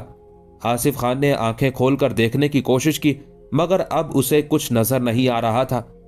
خدا کا شکر ہے، آصف خان کی زبان سے الفاظ ٹوٹ کر ادا ہو رہے تھے۔ سلطنت مغلیہ پائندہ باد۔ ان کلمات کی گونج ختم ہوتے ہی آصف خان نے آخری ہچکی لی اور اس کا جسم بے جان ہو گیا۔ آصف خان کی موت سے شاہ جہاں کے سینے پر ایک اور زخم تازہ ہو گیا۔ شاہ جہاں نے آصف خان کی چھوڑی ہوئی دولت میں سے 20 لاکھ روپے اس کے بیٹے کو دے دیے اور باقی رقم حکومت کے خزانے میں داخل کر دی۔ آصف خان کے لیے لاہور میں جہانگیر کے مقبرے کے قریب ایک مقبرہ تعمیر کیا گیا اور اس کے بعد اس کے لڑکے کو وزارت عظمیٰ کا منصب دے دیا گیا۔ آصف خان کی وفات کے چند سال بعد 1645 میں نور جہاں بھی انتقال کر گئی، جو ایک طویل عرصے سے لاہور میں گوشہ نشین تھی۔ اسے جہانگیر کے مقبرے سے ملحقہ ایک باغ میں دفن کیا گیا۔ مرنے سے پہلے نور جہاں نے وصیت کی تھی کہ اس کی قبر پر یہ شعر کندہ کرا دیا جائے: ہم غریبوں کے مزار پر نہ کوئی چراغ جلاتا ہے اور نہ کوئی پھول چڑھاتا ہے، نہ یہاں کسی پروانے کے پر جلتے ہیں اور نہ کسی بلبل کی صدا گونجتی ہے۔ اگرچہ نور جہاں نے شاہ جہاں کی بہت دل آزاریاں کی تھی، لیکن جب اسے سابق ملکہ کے انتقال کی خبر ملی تو وہ خود نور جہاں کی قبر پر گیا اور فاتح خوانی کی۔ پھر جیسے ہی شاہ جہاں نے قبر پر لکھے ہوئے شعر کو پڑھا تو وہ اداس ہو گیا۔ واقعتاً بڑا عبرتناک منظر تھا۔ کل تک جس کے ماتھے کی ایک شکن سے حکومت کا سارا نظام زیر و زبر ہو جاتا تھا، آج اس کے مرکز پر کوئی چراغ روشن کرنے والا بھی نہیں تھا۔ جب تک شاہ جہاں لاہور میں مقیم رہا، اس وقت تک لوگوں نے شہنشاہ کی خوشنودی کے لیے چند روز تک نور جہاں کی قبر پر پھول بھی چڑھائے اور شمع بھی روشن کی، مگر شاہ جہاں کے واپس جاتے ہی چاروں طرف اندھیرا پھیل گیا جو نور جہاں کا مقدر تھا۔ نور جہاں کے انتقال سے 1 سال پہلے ایک اور المناک واقعہ پیش آیا تھا جس نے شاہ جہاں کی نیندیں حرام کر دی تھی۔ 26 مارچ 1644 کی ایک رات کا ذکر ہے کہ شاہ جہاں کی سب سے بڑی اور چہیتی بیٹی جہاں آرا اپنے باپ کی خدمت میں حاضر تھی۔ جب وہ اپنے کمرے میں جانے کے لیے اٹھی تو اس کے ریشمی لباس کا دامن शम्मा के शोले की जद में आ गया। देखते ही देखते जहां आरा के तमाम कपड़ों ने आग पकड़ ली। उसकी पुश्त, दोनों पहलू और दोनों हाथ बुरी तरह झुलस गए।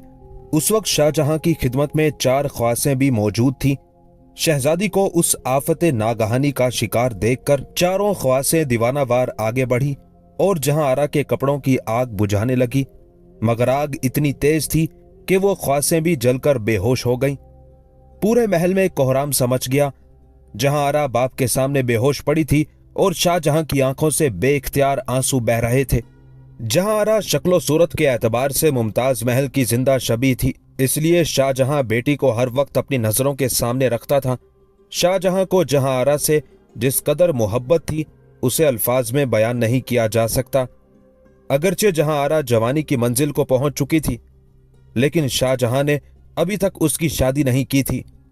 शाहजहां किसी सूरत में भी जहां आरा की जुदाई बर्दाश्त नहीं कर सकता था। दूसरे बाज मुगल खानदानों में यह खराब रस्म भी मौजूद थी कि कोई लड़की अपने बाप की मौजूदगी में रुखसत नहीं हो सकती थी।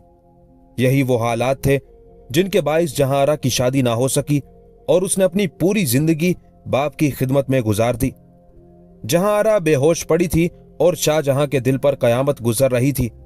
बेटी, आंखें खोलो, शाहजहां ने लरजती हुई आवाज में कहा। तुम्हारे बाप से तुम्हारी ये हालत बर्दाश्त नहीं होती।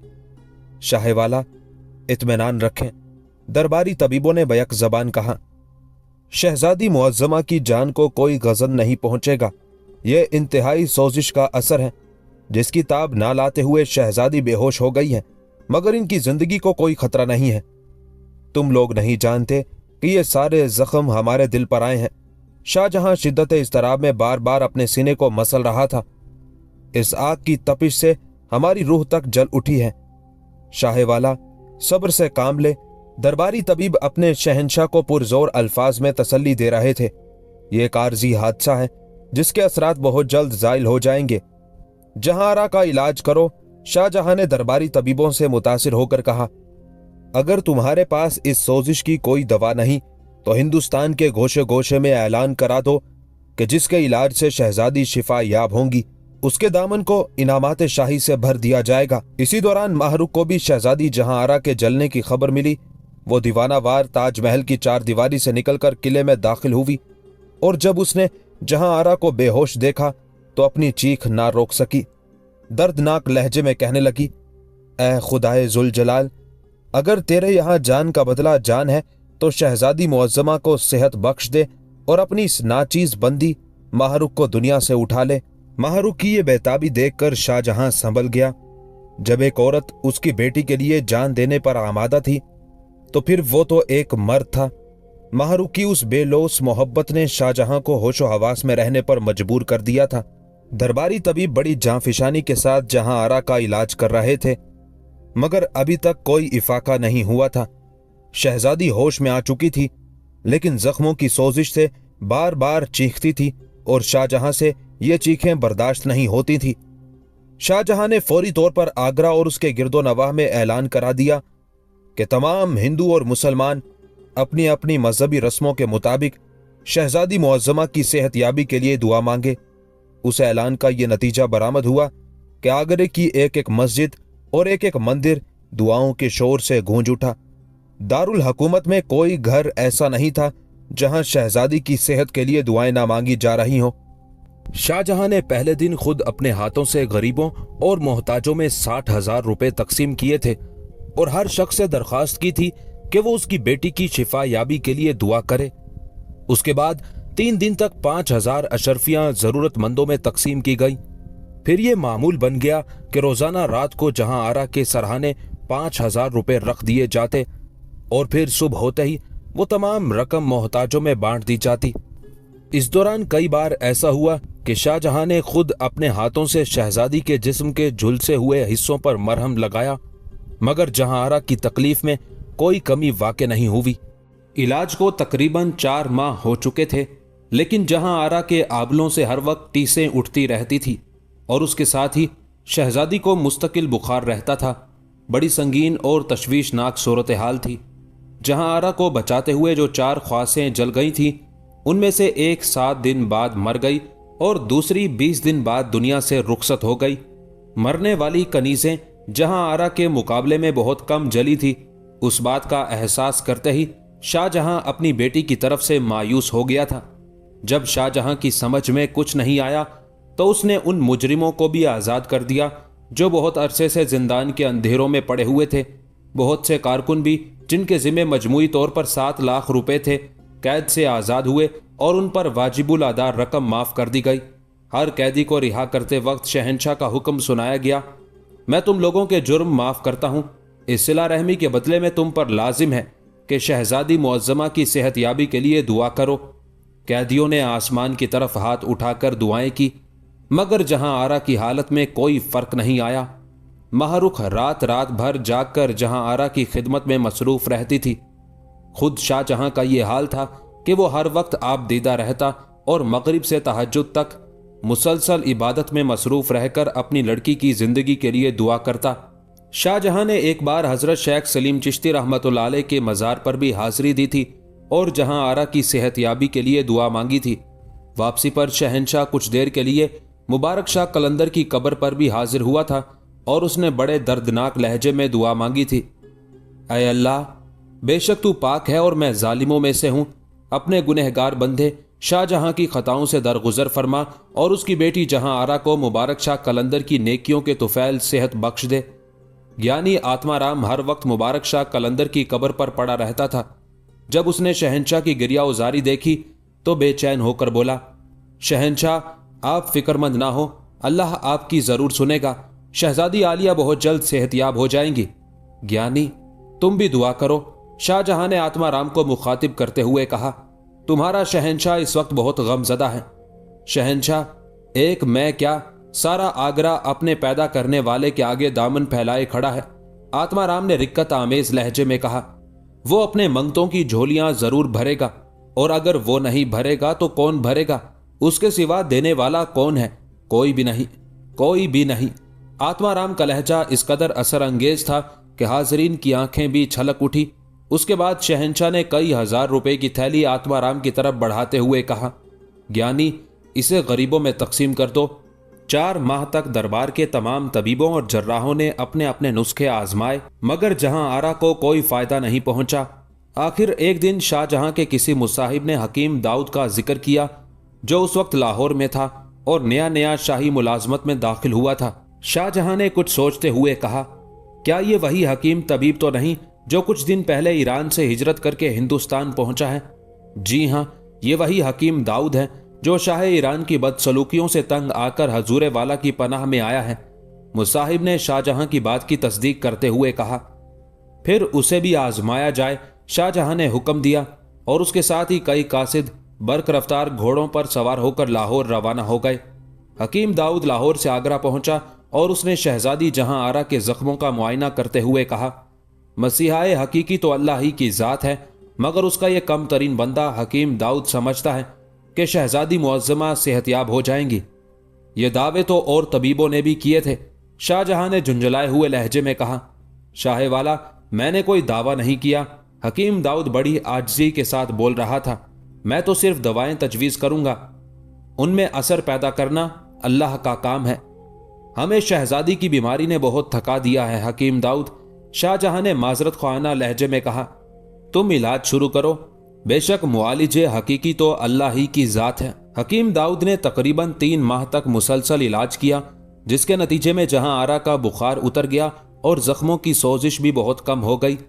8 माह के शदीद इस्तराब के बाद शाहजहां और शाही खानदान के दीगर अफराद ने सुकून की पहली सांस ली थी और दरबारी उमारा ने पहली बार शहंशाह के होंठों पर मुस्कुराहट देखी थी। मगर अभी तक जहां आरा के जख्म नहीं भरे थे। हकीम दाऊद ने कई मरहम तब्दील किए, लेकिन एक भी कारगर साबित नहीं हुआ। बिलाखिर एक दिन उसने अपनी माजूरी का इजहार करते हुए कहा, शाह वाला, शायद मेरे मुकद्दर में बस इतनी ही सुरखरुई लिखी गई थी। मैं खुद हैरान हूं कि शहजादी आलिया के जख्म मुंदमिल क्यों नहीं होते।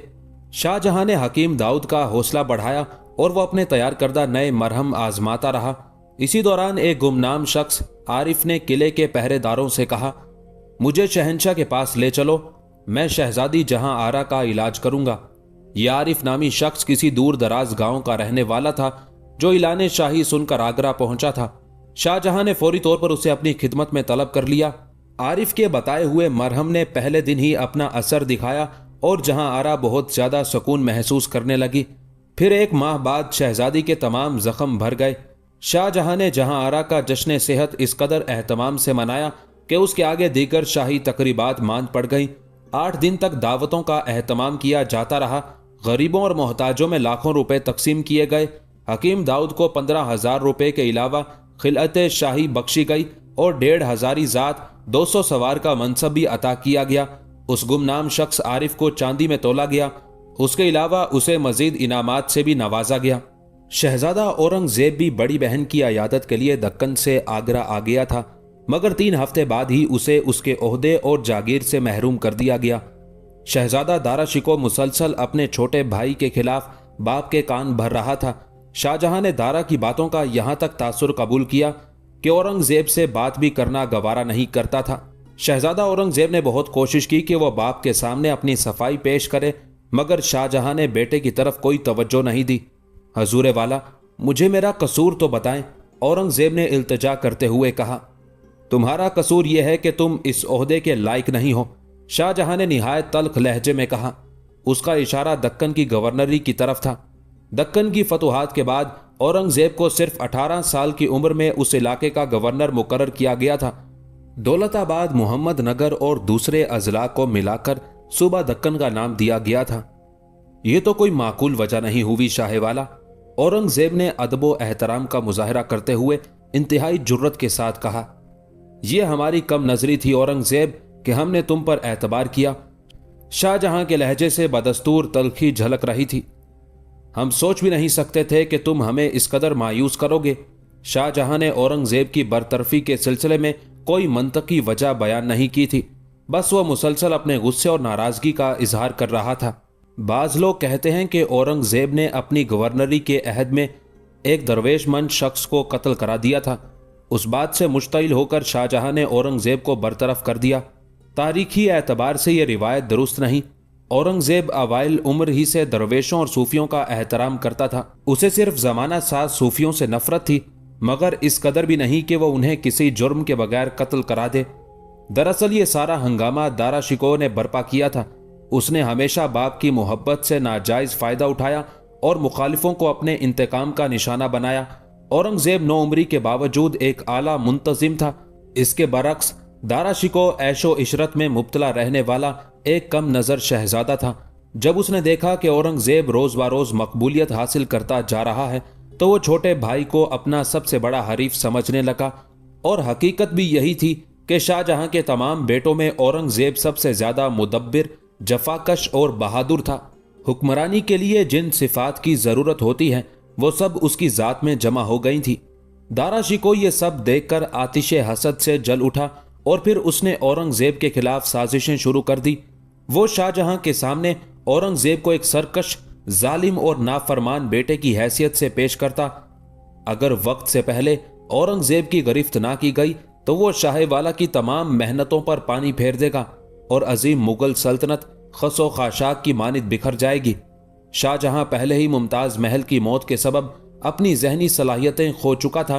दूसरा यह कि वो अपने बेटों में सबसे ज्यादा दारा शिको को चाहता था, और फिर यही अंधी मोहब्बत अकल पर गालिब आ गई। यहां तक कि शहंशाह ने किसी तहकीक के बगैर औरंगजेब को बरतरफ कर दिया और उसकी तमाम जागीरें जब्त कर ली।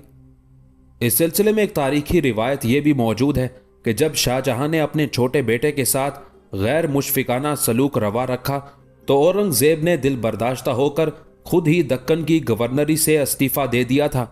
उस वक्त तक जहां आरा मुकम्मल तौर पर सेहतयाब हो चुकी थी। जब उसने ये सूरत हाल देखी तो एक दिन छोटे भाई को तन्हाई में तलब किया। औरंगजेब इस तरह जहां आरा का एहतराम करता था जैसे वो बड़ी बहन के बजाय उसकी माँ हो। औरंगजेब, ये सब कुछ क्या हो रहा है? क्या शाह बाबा दुरुस्त कहते हैं? जहां आरा ने शहजादे से दरियाफ्त किया। मैं शाह बाबा के बारे में क्या कहूं हमशीरा मोहतरम? औरंगजेब के लहजे से गहरे रंज का इजहार हो रहा था। वो तो हर मामले को दारा की आंख से देखते हैं, उन्हें उसकी सूरत के सिवा कुछ नजर ही नहीं आता। वो दिन को रात कहता है और शाहवाला अपनी जबान से उसके झूठ की तस्दीक कर देते हैं। मैं हादसात के तूफान से गुजरा और मैंने मौत की आंधियों में भी अपना सफर जारी रखा, मगर शाह बाबा ने मेरी खिदमत का क्या सिला दिया? चंद बेजा तोहमतें और चंद बेबुनियाद इल्जाम। क्या यही मेरा मुकद्दर है? मेरे बहादुर भाई, हौसला रखो, मैं शाह बाबा से बात करूंगी। जहां आरा ने औरंगजेब को तसल्ली देते हुए कहा, क्या अब मेरी जिंदगी दूसरों की सिफारिशात की मोहताज होकर रह गई है? औरंगजेब के लहजे में तलखी भी शामिल थी और शदीद मायूसी भी। कल तक मैं समझता था कि मेरा मनसब जाती सलाहियतों की बुनियाद पर कायम है, मगर आज महसूस हो रहा है कि मैं एक नाकारा मोहरा हूं जो दूसरों की मर्जी के मुताबिक हरकत कर रहा है, वरना उसकी अपनी ताकत कुछ भी नहीं। नहीं हमशीरा मुअज्जमा, मैं वो ओहदा पसंद नहीं करता जो भीख में दिया गया हूं। औरंगजेब की गैरत बेदार हो चुकी थी। अब मैं अपनी कम नसीबी का क्या मातम करूं कि मां की मोहब्बत से भी महरूम रहा और बाप की शफकत से भी। शाह बाबा से कहो कि वो अपने सारे अल्ताफ़ो इकराम दारा पर निछावर कर दें कि उसके सिवा इस दुनिया में कोई इंसान ही नहीं है। जहां आरा बड़ी होशियारी से अपने छोटे भाई के जलते हुए जज्बात को एतदाल पर लाई। औरंगजेब, तुम वाकईतन एक लायक मुंतजिम हो, मगर अपने बाबा की मजबूरियों को भी समझने की कोशिश करो। मादरे मेहरबान की वफात के बाद वो अपने होशो हवास में नहीं। गौर से देखो कि सारे खुशामदी उनके गिर्द जमा हो गए हैं। तुम्हें बड़ी एहतियात और दानिशमंदी के साथ इस हिसार को तोड़ना होगा। कभी कभी हालात की हवाएं इस कदर गुबार उड़ाती हैं कि उनमें इंसान की मंजिल गुम हो जाती है। तुम्हें उस वक्त का इंतजार करना होगा जब यह गुबार छट जाए और मतला साफ नजर आने लगे। बड़ी बहन के हमदर्दाना कलिमात से औरंगजेब का इश्तियाल खत्म हो गया। फिर जहां आरा ने बाप से गुफ्तगू की, आखिर कई माह बाद शाहजहां औरंगजेब का ओहदा बहाल करने पर आमादा हो गया, मगर इस बार उसे दक्कन की बजाय गुजरात की गवर्नरी बख्शी गई थी। औरंगजेब ओहदे की उस बहाली को अपनी तौहीन समझ रहा था। उसकी ख्वाहिश थी कि शाहजहां उसे दोबारा दक्कन का हाकिम मुकर्रर कर दे। फिर जब अहकाम शाही जारी हुए तो औरंगजेब की पेशानी पर बल पड़ गए। इस मर्तबा भी दारा को फतह हासिल हुई और वो अपने मकसद में कामयाब हो गया। औरंगजेब ने जहां आरा से शिकायत करते हुए कहा, अर्ज़े दक्कन में बागी ताकतों की सरकूबी मैंने की, आफात व मसाइब से मैं गुजरा, मगर एजाज किसी और को नसीब हुआ। यह खुली शिकस्त है हमशीराए मुअज्जमा। गुजरात की गवर्नरी कबूल करने से कहीं बेहतर है कि मैं अपनी सारी जिंदगी किसी गोशाए गुमनामी में गुजार दूं। जहां आरा औरंगजेब की फितरत से वाकिफ थी कि एक बार फैसला करने के बाद वो अपनी राय तब्दील नहीं करता था। अगर तुम एक गोशे में खामोश बैठ गए तो क्या हिंदुस्तान की सियासत बदल जाएगी? जहां आरा ने इंतहाई शफकत आमेज लहजे में भाई को मुखातिब करते हुए कहा, शाह बाबा के गिर्द खुशामदियों का दायरा और तंग हो जाएगा। अगर ये शाह बाबा का अपना हुक्म होता तो मैं इज्जत माब के एक हुक्म पर सैकड़ों रियासतों का इक्तदार कुर्बान कर देता। औरंगजेब बहुत पुरजोश लहजे में बोल रहा था, मगर मैं जानता हूं कि जिले इलाही दारा की जबान से बोल रहे हैं।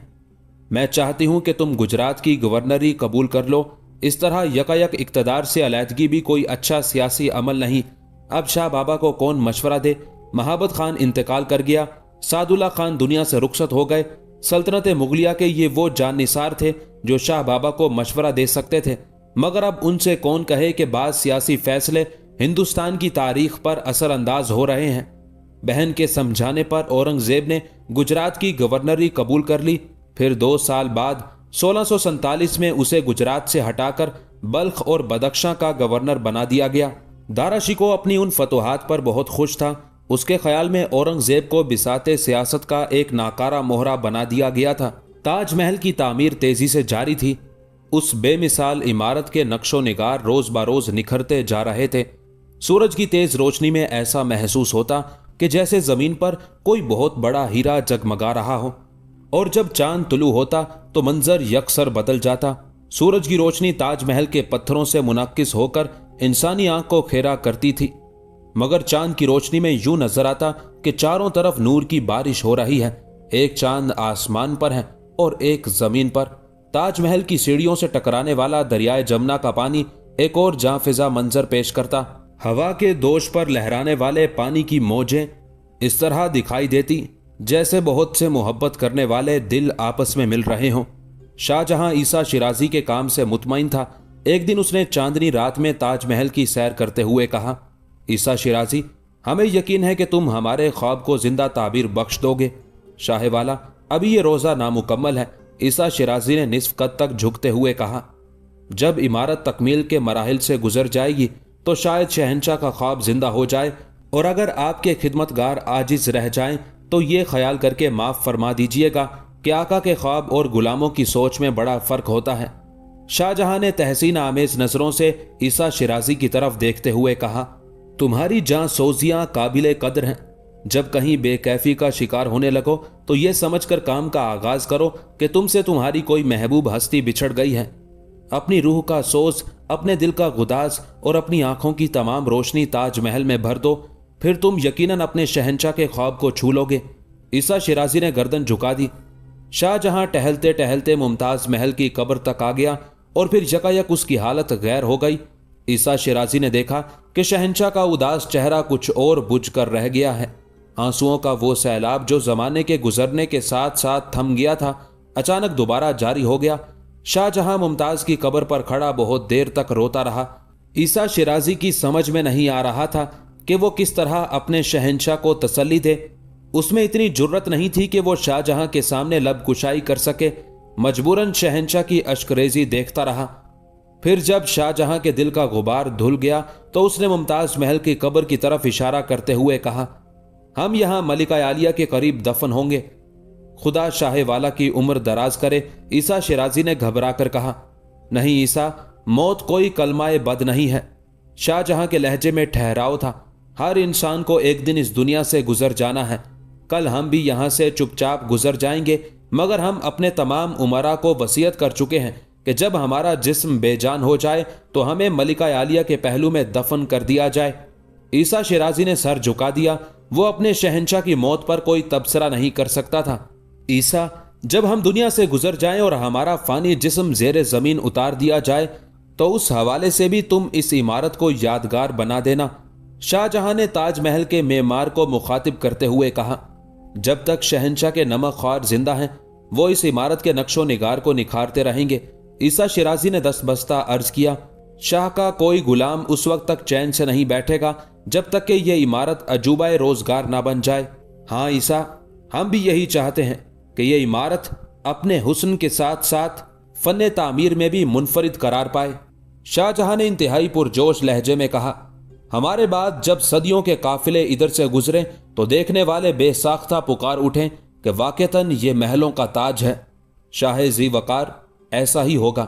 عیسیٰ شیرازی نے سر اطاعت خم کرتے ہوئے کہا، عیسیٰ، کہیں ایسا نہ ہو کہ ہم ممتاز سے شرمندہ رہیں اور دنیا والے پکار کر کہیں کہ شاہ جہاں کی محبت جھوٹی تھی۔ شہنشاہ ایک بار پھر جذباتی ہو گیا تھا۔ 1647 عیسوی کے موسم بہار میں شاہ جہاں نے اورنگزیب کو گجرات سے طلب کیا اور بلخ کا گورنر مقرر کر دیا۔ اورنگزیب کو راستے میں جگہ جگہ قبائلیوں کی مزاحمت کا سامنا کرنا پڑا۔ اس دوران ازبک سردار نذر محمد کے لڑکے عبدالعزیز نے صورتحال سے فائدہ اٹھاتے ہوئے ایک کثیر فوج جمع کر لی تھی۔ پھر جیسے ہی اورنگزیب بلخ پہنچا، عبدالعزیز نے مغل فوجوں پر حملہ کر دیا۔ اورنگزیب نے بڑی بے نیازی کے ساتھ ازبکوں کے لشکر کا مقابلہ کیا، یہاں تک کہ دشمن کی فوجیں منتشر ہو گئیں۔ اورنگزیب نے اتنی شدید جنگ کے دوران بھی نماز قضا نہیں ہونے دی۔ اس نے گھوڑے کی پشت سے اتر کر مغرب کی نماز اس وقت ادا کی جب خون ریز جنگ جاری تھی۔ بالآخر عبدالعزیز کی فوجوں کو شکست ہوئی اور اورنگزیب نے میدان جنگ ہی میں نماز شکرانہ ادا کی۔ ایران کے نئے حکمران شاہ عباس ثانی نے 1642 میں تخت نشین ہوتے ہی قندھار پر دوبارہ قبضہ کرنے کے لیے فوج اور رقم کی فراہمی شروع کر دی تھی۔ ایران کے لیے یہ علاقہ تجارتی اور فوجی اعتبار سے انتہائی اہمیت کا حامل تھا۔ جب شاہ جہاں کو شاہ عباس کے ارادوں کا علم ہوا تو اس نے شہزادہ اورنگزیب کو مغل لشکروں کا سالار بنا کر قندھار کی طرف روانہ کیا۔ شاہ جہاں کو پورا یقین تھا کہ اورنگزیب اپنی انتظامی صلاحیتوں کے سبب اس مہم میں کامیاب و سرخرو رہے گا، مگر ایک ازبکی سردار شاوی ازبک کی غداری کے سبب قندھار مغلوں کے ہاتھ سے نکل گیا۔ شاوی ازبک اگرچہ شاہ جہاں کا ملازم تھا لیکن در پردہ شاہ ایران سے خفیہ خط و خطابت کر رہا تھا۔ شاہ عباس ثانی نے شاوی ازبک کو بھاری انعام کا لالچ دیا تھا۔ انجام کار چند روپہلی اور طلائی سکوں کی خاطر شاوی ازبک نے اپنا ضمیر فروخت کر دیا۔ اورنگزیب کی فوجیں تیز رفتاری سے قندھار کی جانب بڑھ رہی تھی لیکن سازش مکمل ہو چکی تھی۔ شاوی ازبک نے قلعے کا وہ دروازہ کھول دیا جس کی نگرانی پر اسے مقرر کیا گیا تھا۔ اس غدارانہ حرکت کے بعد مغل توپ خانے کا حوصلہ بھی جواب دے گیا تھا۔ شاوی ازبک چیخ چیخ کر اپنے ساتھی افسروں کو سمجھا رہا تھا، اب مقابلہ کرنے سے کوئی فائدہ نہیں ہے، شدید برف باری کے باعث تازہ کمک نہیں پہنچ سکتی، اس مجبوری کی حالت میں جنگ کرنا خودکشی کے مترادف ہے، اگر اپنی اور اہل خاندان کی زندگی چاہتے ہو تو ہتھیار پھینک دو۔ شاوی ازبک کے ساتھ کچھ مغل سردار بھی سازش میں شریک ہو گئے تھے، دراصل انہیں اپنی زندگی عزیز تھی، اس لیے جان بچانے کی غرض سے وہ بھی غداروں کی صفوں میں شامل ہو گئے۔ ایک مغل سردار کیچک خان افریدی آخری دم تک مقابلہ کرنا چاہتا تھا، مگر اس سے صاف صاف کہہ دیا گیا اگر تم نے شاہ ایران کا مقابلہ جاری رکھا تو تمہارے بیوی بچے قتل کر دیے جائیں گے۔ یہ سن کر کیچک خان اپنے مورچے سے ہٹ گیا، لوگوں نے دیکھا کہ وہ زاروں قطار رو رہا تھا، اس کے ہونٹ کانپ رہے تھے۔ شہنشاہ مجھے معاف کرنا، میں تنہا رہ گیا ہوں، یہاں میرا کوئی ہم نوا نہیں ہے۔ شاوی ازبک نے دوسرے مغل سپاہیوں کو بھی ورگلانا شروع کر دیا، شہنشاہ کو ہماری جانوں کی کوئی فکر نہیں ہے، ہم اس حالت میں مارے جا رہے ہیں کہ ہمارا کوئی یار و مددگار نہیں ہے، شہنشاہ ہمارے حالات سے بے خبر نہیں رہ سکتے، یقیناً چند دنوں میں تازہ کمک پہنچنے ہی والی ہوگی۔ مغل سپاہیوں نے شاوی ازبک کی بات ماننے سے انکار کر دیا تھا۔ شاوی ازبک نے فوراً ہی دوسری چال چلی، اگر شہنشاہ ہماری مدد کرنا چاہیں بھی تو نہیں کر سکتے، شدید برف باری نے تمام راہیں مسدود کر دی ہیں، تازہ دم فوج آئے گی بھی تو کدھر سے؟ شاوی ازبک بڑی ہمت شکن باتیں کر رہا تھا، آخر اپنے بیوی بچوں کی جانیں بچانے کے لیے ان سپاہیوں نے بھی ہتھیار پھینک دیے جو آخری سانس تک شاہ جہاں کے وفادار رہنا چاہتے تھے۔ شاوی ازبک کی غداری رنگ لائی اور اس نے ایک جیتی ہوئی جنگ کو شکست میں تبدیل کر دیا، ورنہ حقیقت یہ تھی کہ اگر قندھار کا گورنر دولت خان سازشیوں کی باتوں میں نہ آتا تو یقیناً مغل فتح سے ہمکنار ہوتے۔ ایرانیوں کے پاس سامان خرد و نوش ختم ہو چکا تھا، اس لیے وہ مزید محاصرہ جاری نہیں رکھ سکتے تھے، بس چند دنوں کی بات تھی، مجبور ہو کر قزل باشوں کو محاصرہ اٹھانا پڑتا اور قندھار کے قلعے پر مغلوں کا پرچم بدستور لہراتا رہتا۔ دولت خان کی غلطی یہ تھی کہ وہ صرف انہی لوگوں سے مشورہ کرتا رہا جو در پردہ ایرانیوں کے ساتھ سازشوں میں مصروف تھے۔ باخبر لوگوں کا کہنا ہے کہ اس شکست کی ذمہ داری شاہ جہاں پر بھی عائد ہوتی ہے۔ دارا شکو اور دوسرے خوشامدی درباریوں کی باتوں میں آ کر اس نے قندھار کی مہم کو موسم سرما کے ختم ہونے تک ملتوی کر دیا تھا۔ اگر شاہ جہاں کے مشیر اسے برف باری سے خائف نہ کرتے تو شہزادہ اورنگزیب تازہ دم فوج لے کر بر وقت قندھار پہنچ جاتا اور اس طرح یہ مضبوط قلعہ ایرانیوں کے تسلط سے محفوظ رہتا۔ اورنگزیب ابھی راستے میں تھا کہ اس نے قندھار کے قلعے پر ایرانی قبضے کی ناگوار خبر سنی۔ اگرچہ اورنگزیب آہنی اعصاب رکھنے والا ایک نوجوان تھا، لیکن سپاہیوں نے پہلی بار اس کی آنکھوں میں گہری اداسیوں کی جھلک دیکھی تھی۔ اورنگزیب کے ایک ہاتھ میں گھوڑے کی لگام تھی اور دوسرا ہاتھ تلوار کے دستے پر تھا، وہ بار بار ایک ہی جملے کی تکرار کر رہا تھا، افسوس صد افسوس، میں بہت دیر سے پہنچا، کاش شاہ والا نے مجھے کچھ دن پہلے روانگی کی اجازت دے دی ہوتی۔ دارا شکو اور اس کے نااہل مصاحبوں نے اورنگزیب کی ناکامی کی خبر سن کر بے پناہ خوشی کا اظہار کیا۔ قندھار کے قلعے پر قبضے سے پہلے اورنگزیب کو نصرت و کامرانی کی ایک زندہ علامت سمجھا جاتا تھا۔ شاہ جہاں سے لے کر ایک عام سپاہی تک کا یہ خیال تھا کہ جس لشکر کی سالاری اورنگزیب کرتا ہے اسے شکست نہیں ہوتی۔ مگر جب قندھار پر ایرانی سپاہی قابض ہو گئے تو دارا نے صاف صاف کہنا شروع کر دیا، اورنگزیب ناکارہ ہے، شاہ والا کے بیجا اعتبار کے سبب آج مغلوں کو یہ برے دن دیکھنا پڑے۔ قندھار کے ہاتھ سے نکل جانے کی خلش شاہ جہاں اور اورنگزیب دونوں کے دل میں موجود تھی۔ آخر اسی خلش نے دوبارہ شاہ جہاں کو قندھار کا محاصرہ کرنے پر اکسایا۔ اس مہم میں اورنگزیب کے ساتھ 60,000 گھڑ سوار اور 10,000 پیدل سپاہی تھے۔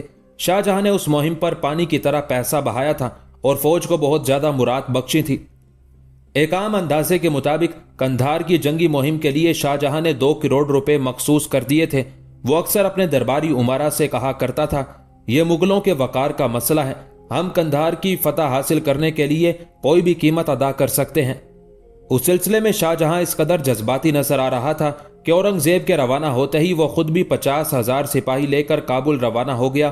شاہ جہاں کی منصوبہ بندی تھی کہ اگر اورنگزیب کو کمک کی ضرورت محسوس ہو تو وہ فوری طور پر تازہ دم فوج قندھار کے محاذ پر بھیج سکے۔ اس جنگ کے لیے خاص طور پر 56 توپیں بھی تیار کی گئی تھی۔ بالآخر 1652 کو اورنگزیب کی زیر قیادت فوج نے قندھار کا محاصرہ کر لیا۔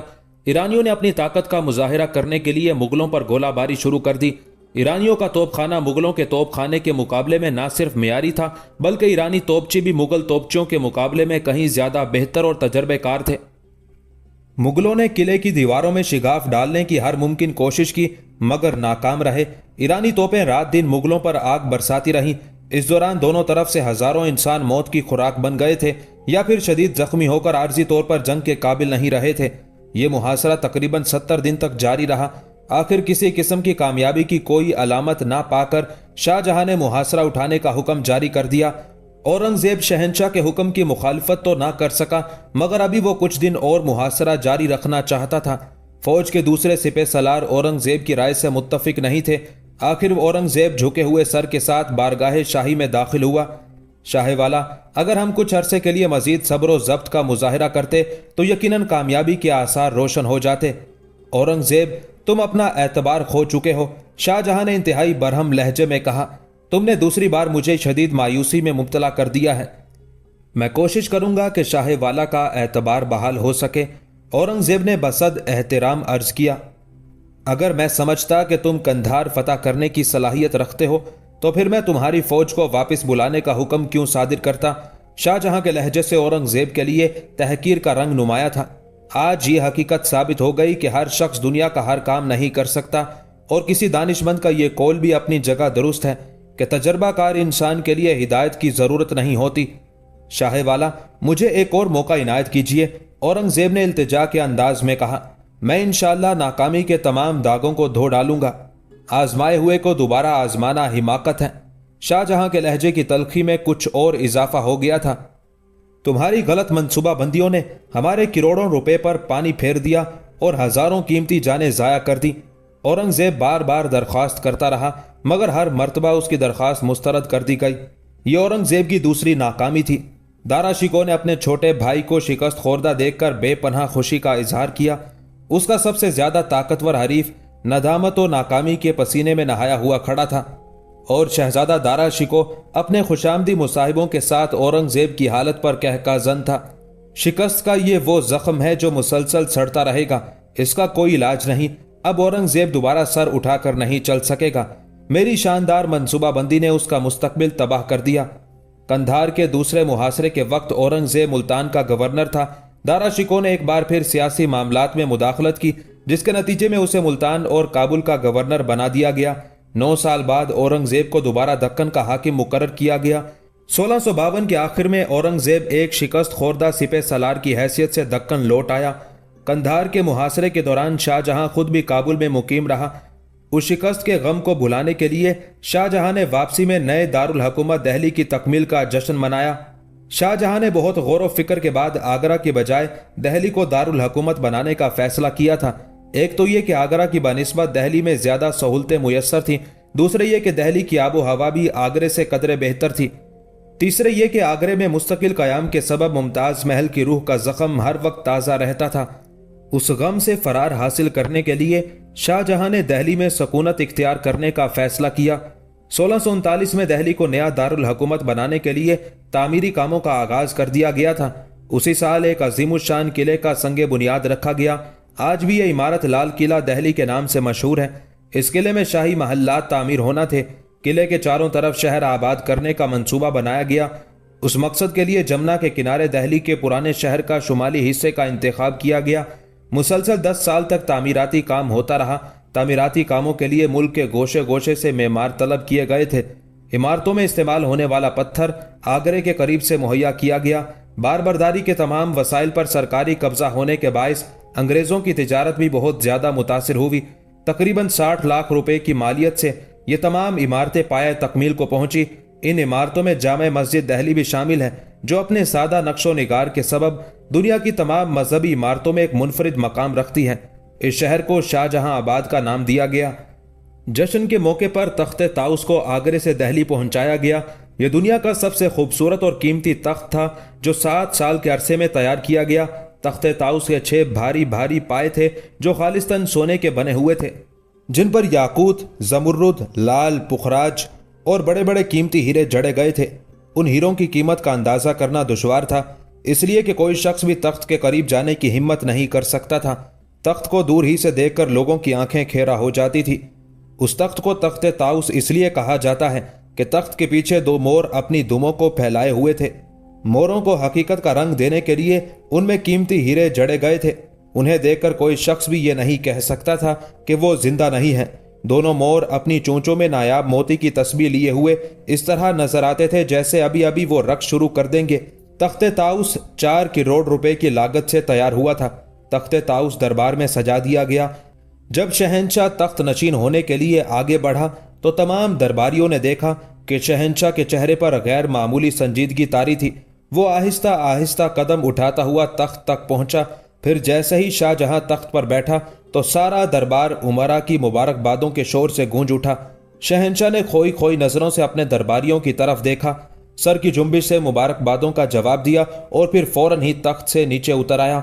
दरबारी शहंशाह के उस तर्ज अमल पर हैरान थे। शाहजहां यकायक झुका और तख्त के करीब सजदे में चला गया। कुछ देर उसी हालत में गुजारकर शाहजहां दोबारा सीधा हुआ और बा आवाज़े बुलंद कहने लगा, ऐ खुदा, तो हाजिर नाजिर है कि आबनूस की मामूली लकड़ी से बने हुए तख्त पर बैठकर तेरा बंदा फिरौन कहा करता था कि मैं तुम्हारा बड़ा रब हूं, मगर उससे कहीं ज्यादा कीमती तख्त पर बैठकर मोहम्मद शहाबुद्दीन शाहजहां कहता है कि वो तेरा एक हकीर बंदा है। अगर तू उस पर अपना फजलो करम ना फरमाता तो अब तक उसका नामो निशान भी मिट चुका होता। बेशक तू जिसे चाहता है इज्जत से सरफराज करता है और जिसे चाहता है जिल्लत से हमकिनार कर देता है। शुक्रगुजारी का अजीब मुजाहिरा था। अहले दरबार के जिस्मों पर लर्जा तारी हो गया। फिर शाहजहां ने तखलिए का हुक्म दिया। देखते ही देखते पूरा दरबार खाली हो गया। अगर उस वक्त कोई शख्स दरबार में मौजूद होता तो अपनी आंखों से यह रिक्कत अंगेज मंजर देखता कि शाहजहां ज़ारो कतार रो रहा था। उसके होंठों पर आहे सर थी। वो बार बार कह रहा था, मुमताज, काश तुम भी इस मौके पर हमारी हम सफर होती। तुम्हारे बगैर तख्ते ताउस तख्ते मर्ग महसूस होता है, मगर हमने तुम्हारी ख्वाहिश के एहतराम में ये बेमिसाल तख्त तैयार कराया है कि हमारे बाद तुम्हारा महबूब बेटा दारा शिको इस पर जलवा अफरोज होगा। हम आखिरी सांस तक हर उस शय से मोहब्बत करते रहेंगे जिसे तुम अपनी जिंदगी में चाहती थी। औरंगजेब की 2 मुसलसल नाकामियों के बाद दारा शिको सियासी तौर पर और ज्यादा मजबूत हो गया। जश्न की तकरीबात में तमाम उमरा शरीक हुए थे, मगर औरंगजेब को नजरअंदाज कर दिया गया था।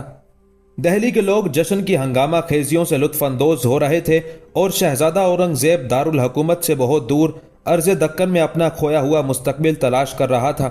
नए दारुल हुकूमत के जश्न की तकरीबात खत्म हुई तो दारा शिको ने बड़ी होशियारी से शाहजहां के सुलगते हुए जख्म को छेड़ दिया। शाह वाला, अगर औरंगजेब की जगह मैं होता तो आज कंधार की तारीख कुछ और होती। दारा ने इंतहाई पुरजोश लहजे में कहा। शाहजहां ने सवालिया नजरों से अपने महबूब बेटे की तरफ देखा। तुम कहना क्या चाहते हो दारा? यह खादिम अच्छी तरह जानता है कि शाह ज़ीवकार ने कंधार की मुहिम पर कई करोड़ रुपए खर्च किए, मगर जब सिपह सलार ही नाकारा था तो फिर जांबाज सिपाही क्या करते? उन्हें अंधेरे रास्तों में ले जाकर मौत की खुराक बनने के लिए छोड़ दिया गया। दारा जी खोलकर औरंगजेब को बुरा भला कह रहा था।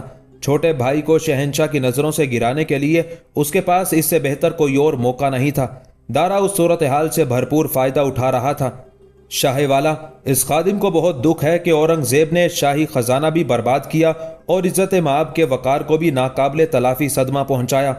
हाँ बेटे, हमारे इस गम का कोई अजाला नहीं, शाहजहां ने एक आहे सर्द खींचते हुए कहा।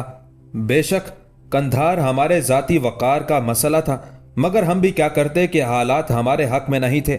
मजबूरन हम अपनी जिंदगी के उस तकलीफ दे वाक़े को फरामोश कर देना चाहते हैं।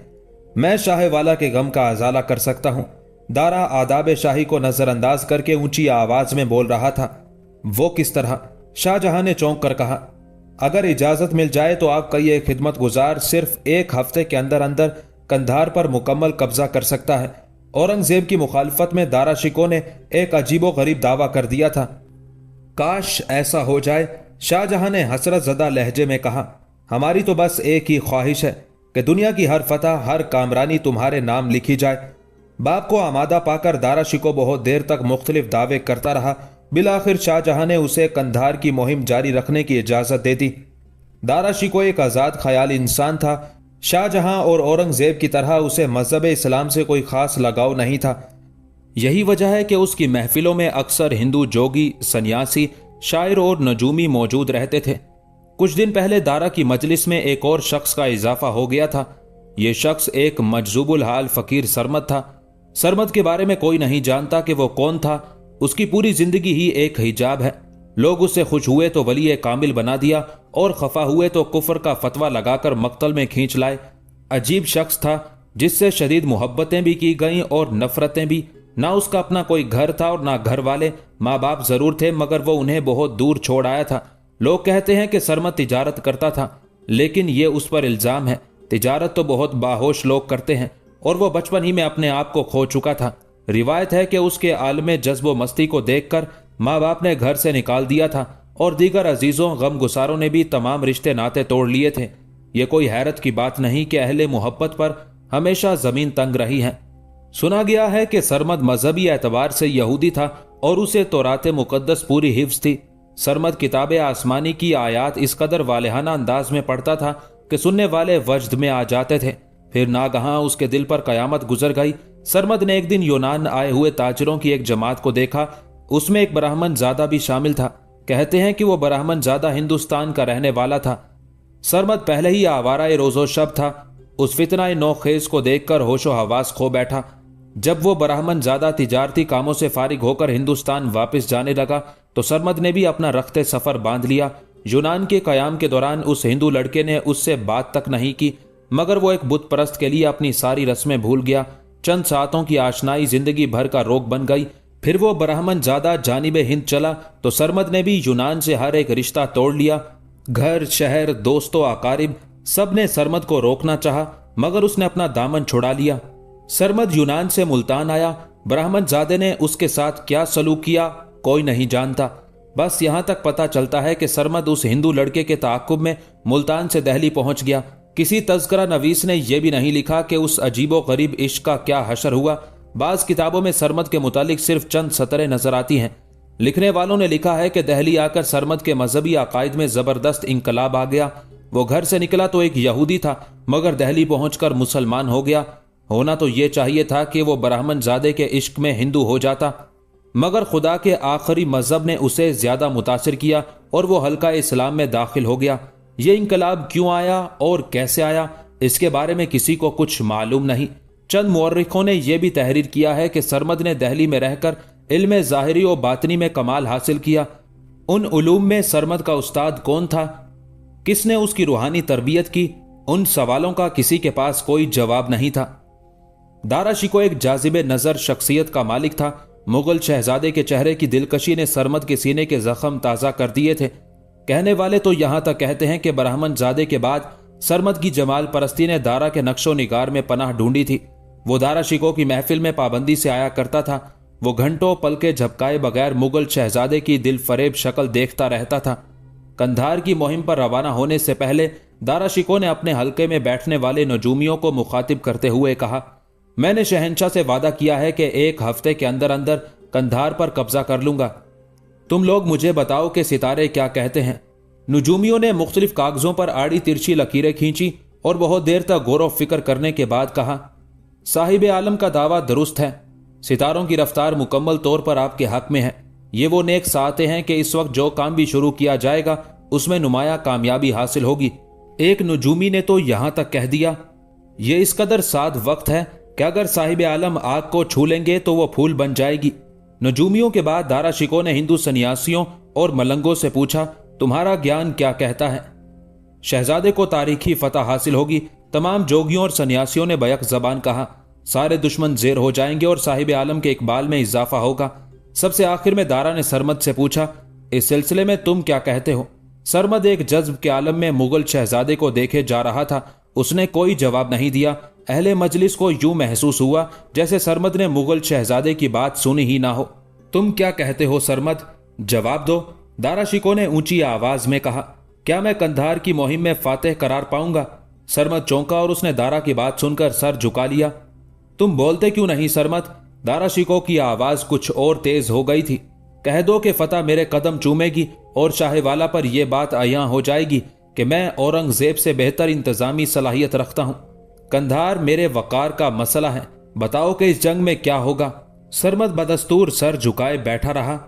क्या तुम्हारा इल्म कुछ और कहता है? अचानक दारा के लहजे से परेशानी का इजहार होने लगा। क्या मैं इस जंग में नाकाम हो जाऊंगा?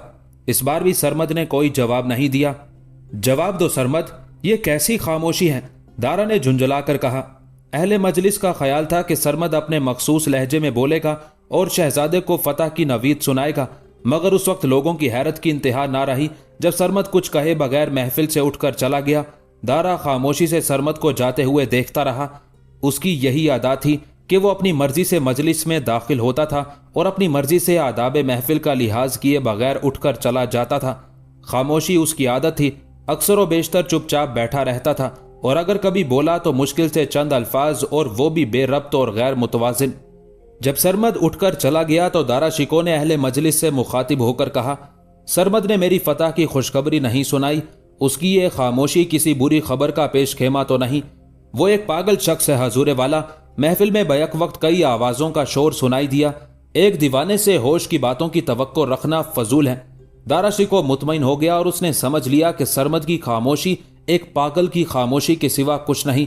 दारा को नजूमियों और जोगियों की पेशगोई पर पूरा यकीन था कि वो कंधार की मुहिम में फातेह करार पाएगा। इसके अलावा उसे अपनी जात पर भी हद से ज्यादा एतमाद था। औरंगजेब से हसद रखने के बायस ये खुद एतमादी खतरनाक हद तक बढ़ गई थी।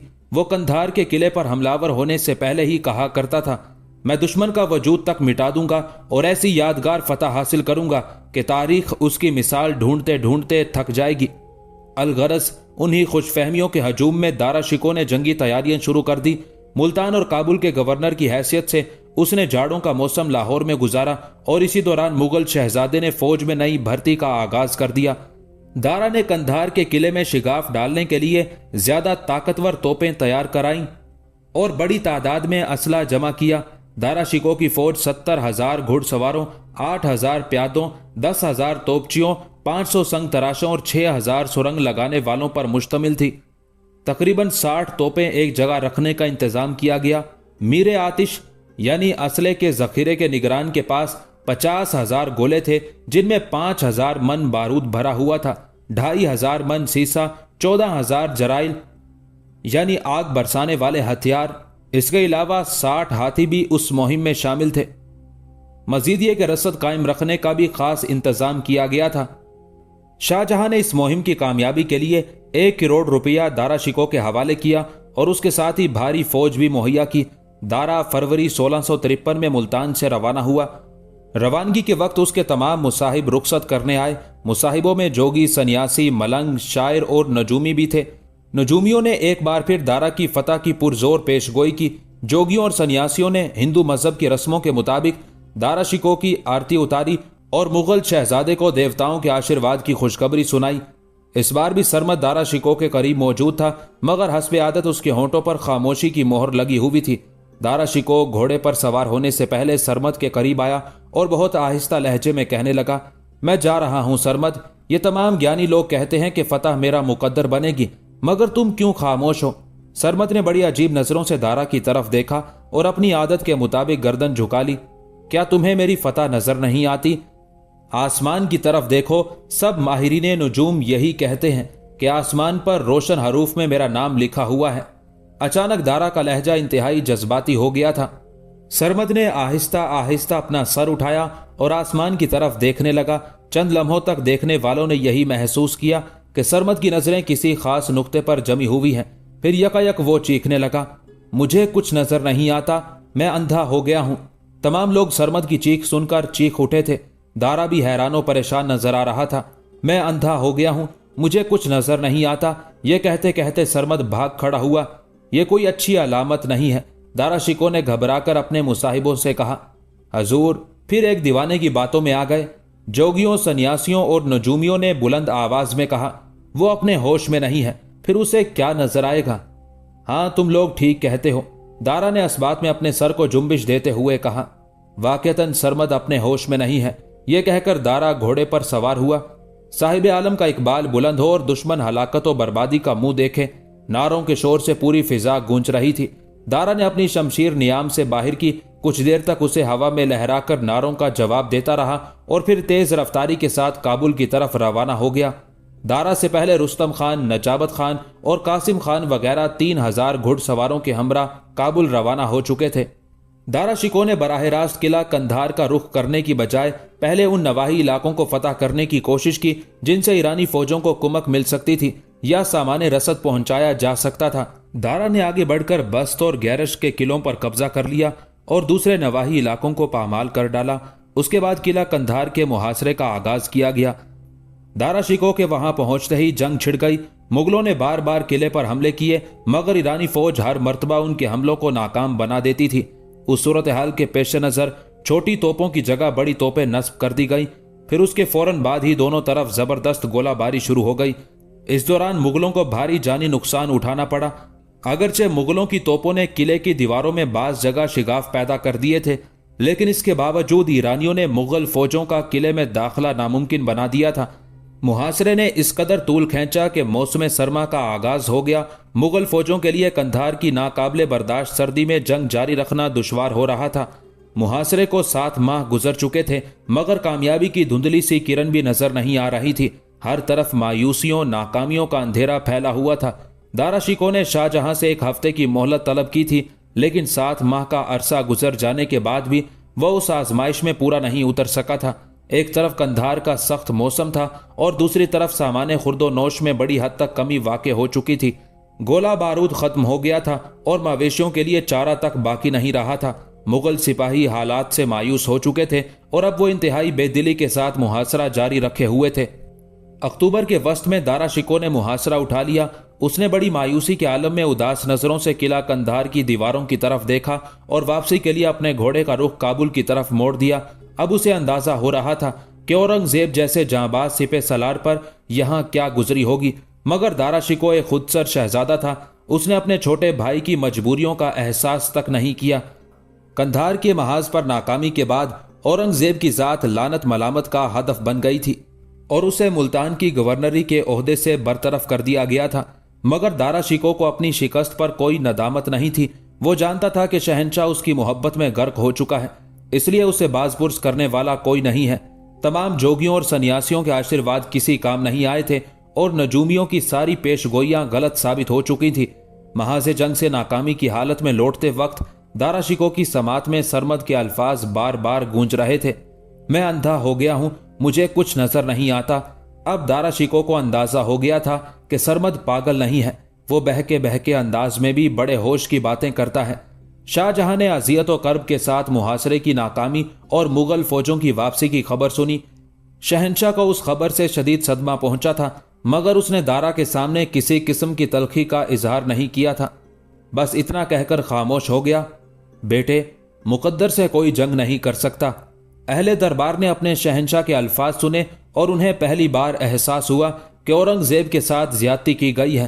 قندھار کے محاذ پر ناکام ہو جانے کے بعد شاہ جہاں نے اورنگزیب کے خلاف انتہائی جارحانہ رویہ اختیار کیا تھا، مگر جب اسی محاذ پر دارا شکوہ کو ناکامی کا منہ دیکھنا پڑا تو وہ اپنے بڑے بیٹے سے ایک لفظ بھی نہ کہہ سکا اور دارا کی ناکارہ قیادت پر یہ کہہ کر پردہ ڈال دیا کہ مقدر سے کوئی جنگ نہیں کر سکتا۔ اس واقعے کے بعد دارا کچھ اور مغرور ہو گیا تھا، مگر اسے یہ خبر نہیں تھی کہ قندھار کے 3 محاصروں نے شاہی خزانے پر کتنا برا اثر ڈالا ہے۔ ان محاصروں پر 12 کروڑ روپے کی کثیر رقم خرچ کر دینے کے باوجود مغل سلطنت کی حدود میں 1 انچ کی توسیع نہ کی جا سکی۔ قندھار کے حصول میں 3 بار ناکامی کے بعد مغلوں کے وقار کو بھی شدید صدمہ پہنچا تھا۔ اب خود شاہ جہاں فکر مند نظر آ رہا تھا کہ کہیں ایران کی طرف سے حملوں کا سلسلہ شروع نہ ہو جائے، کیونکہ مغلوں کے پے در پہ شکست کھانے کے بعد ایرانیوں کے وقار میں نہ صرف اضافہ ہوا تھا بلکہ ان کے حوصلے بھی کافی بلند ہو گئے تھے۔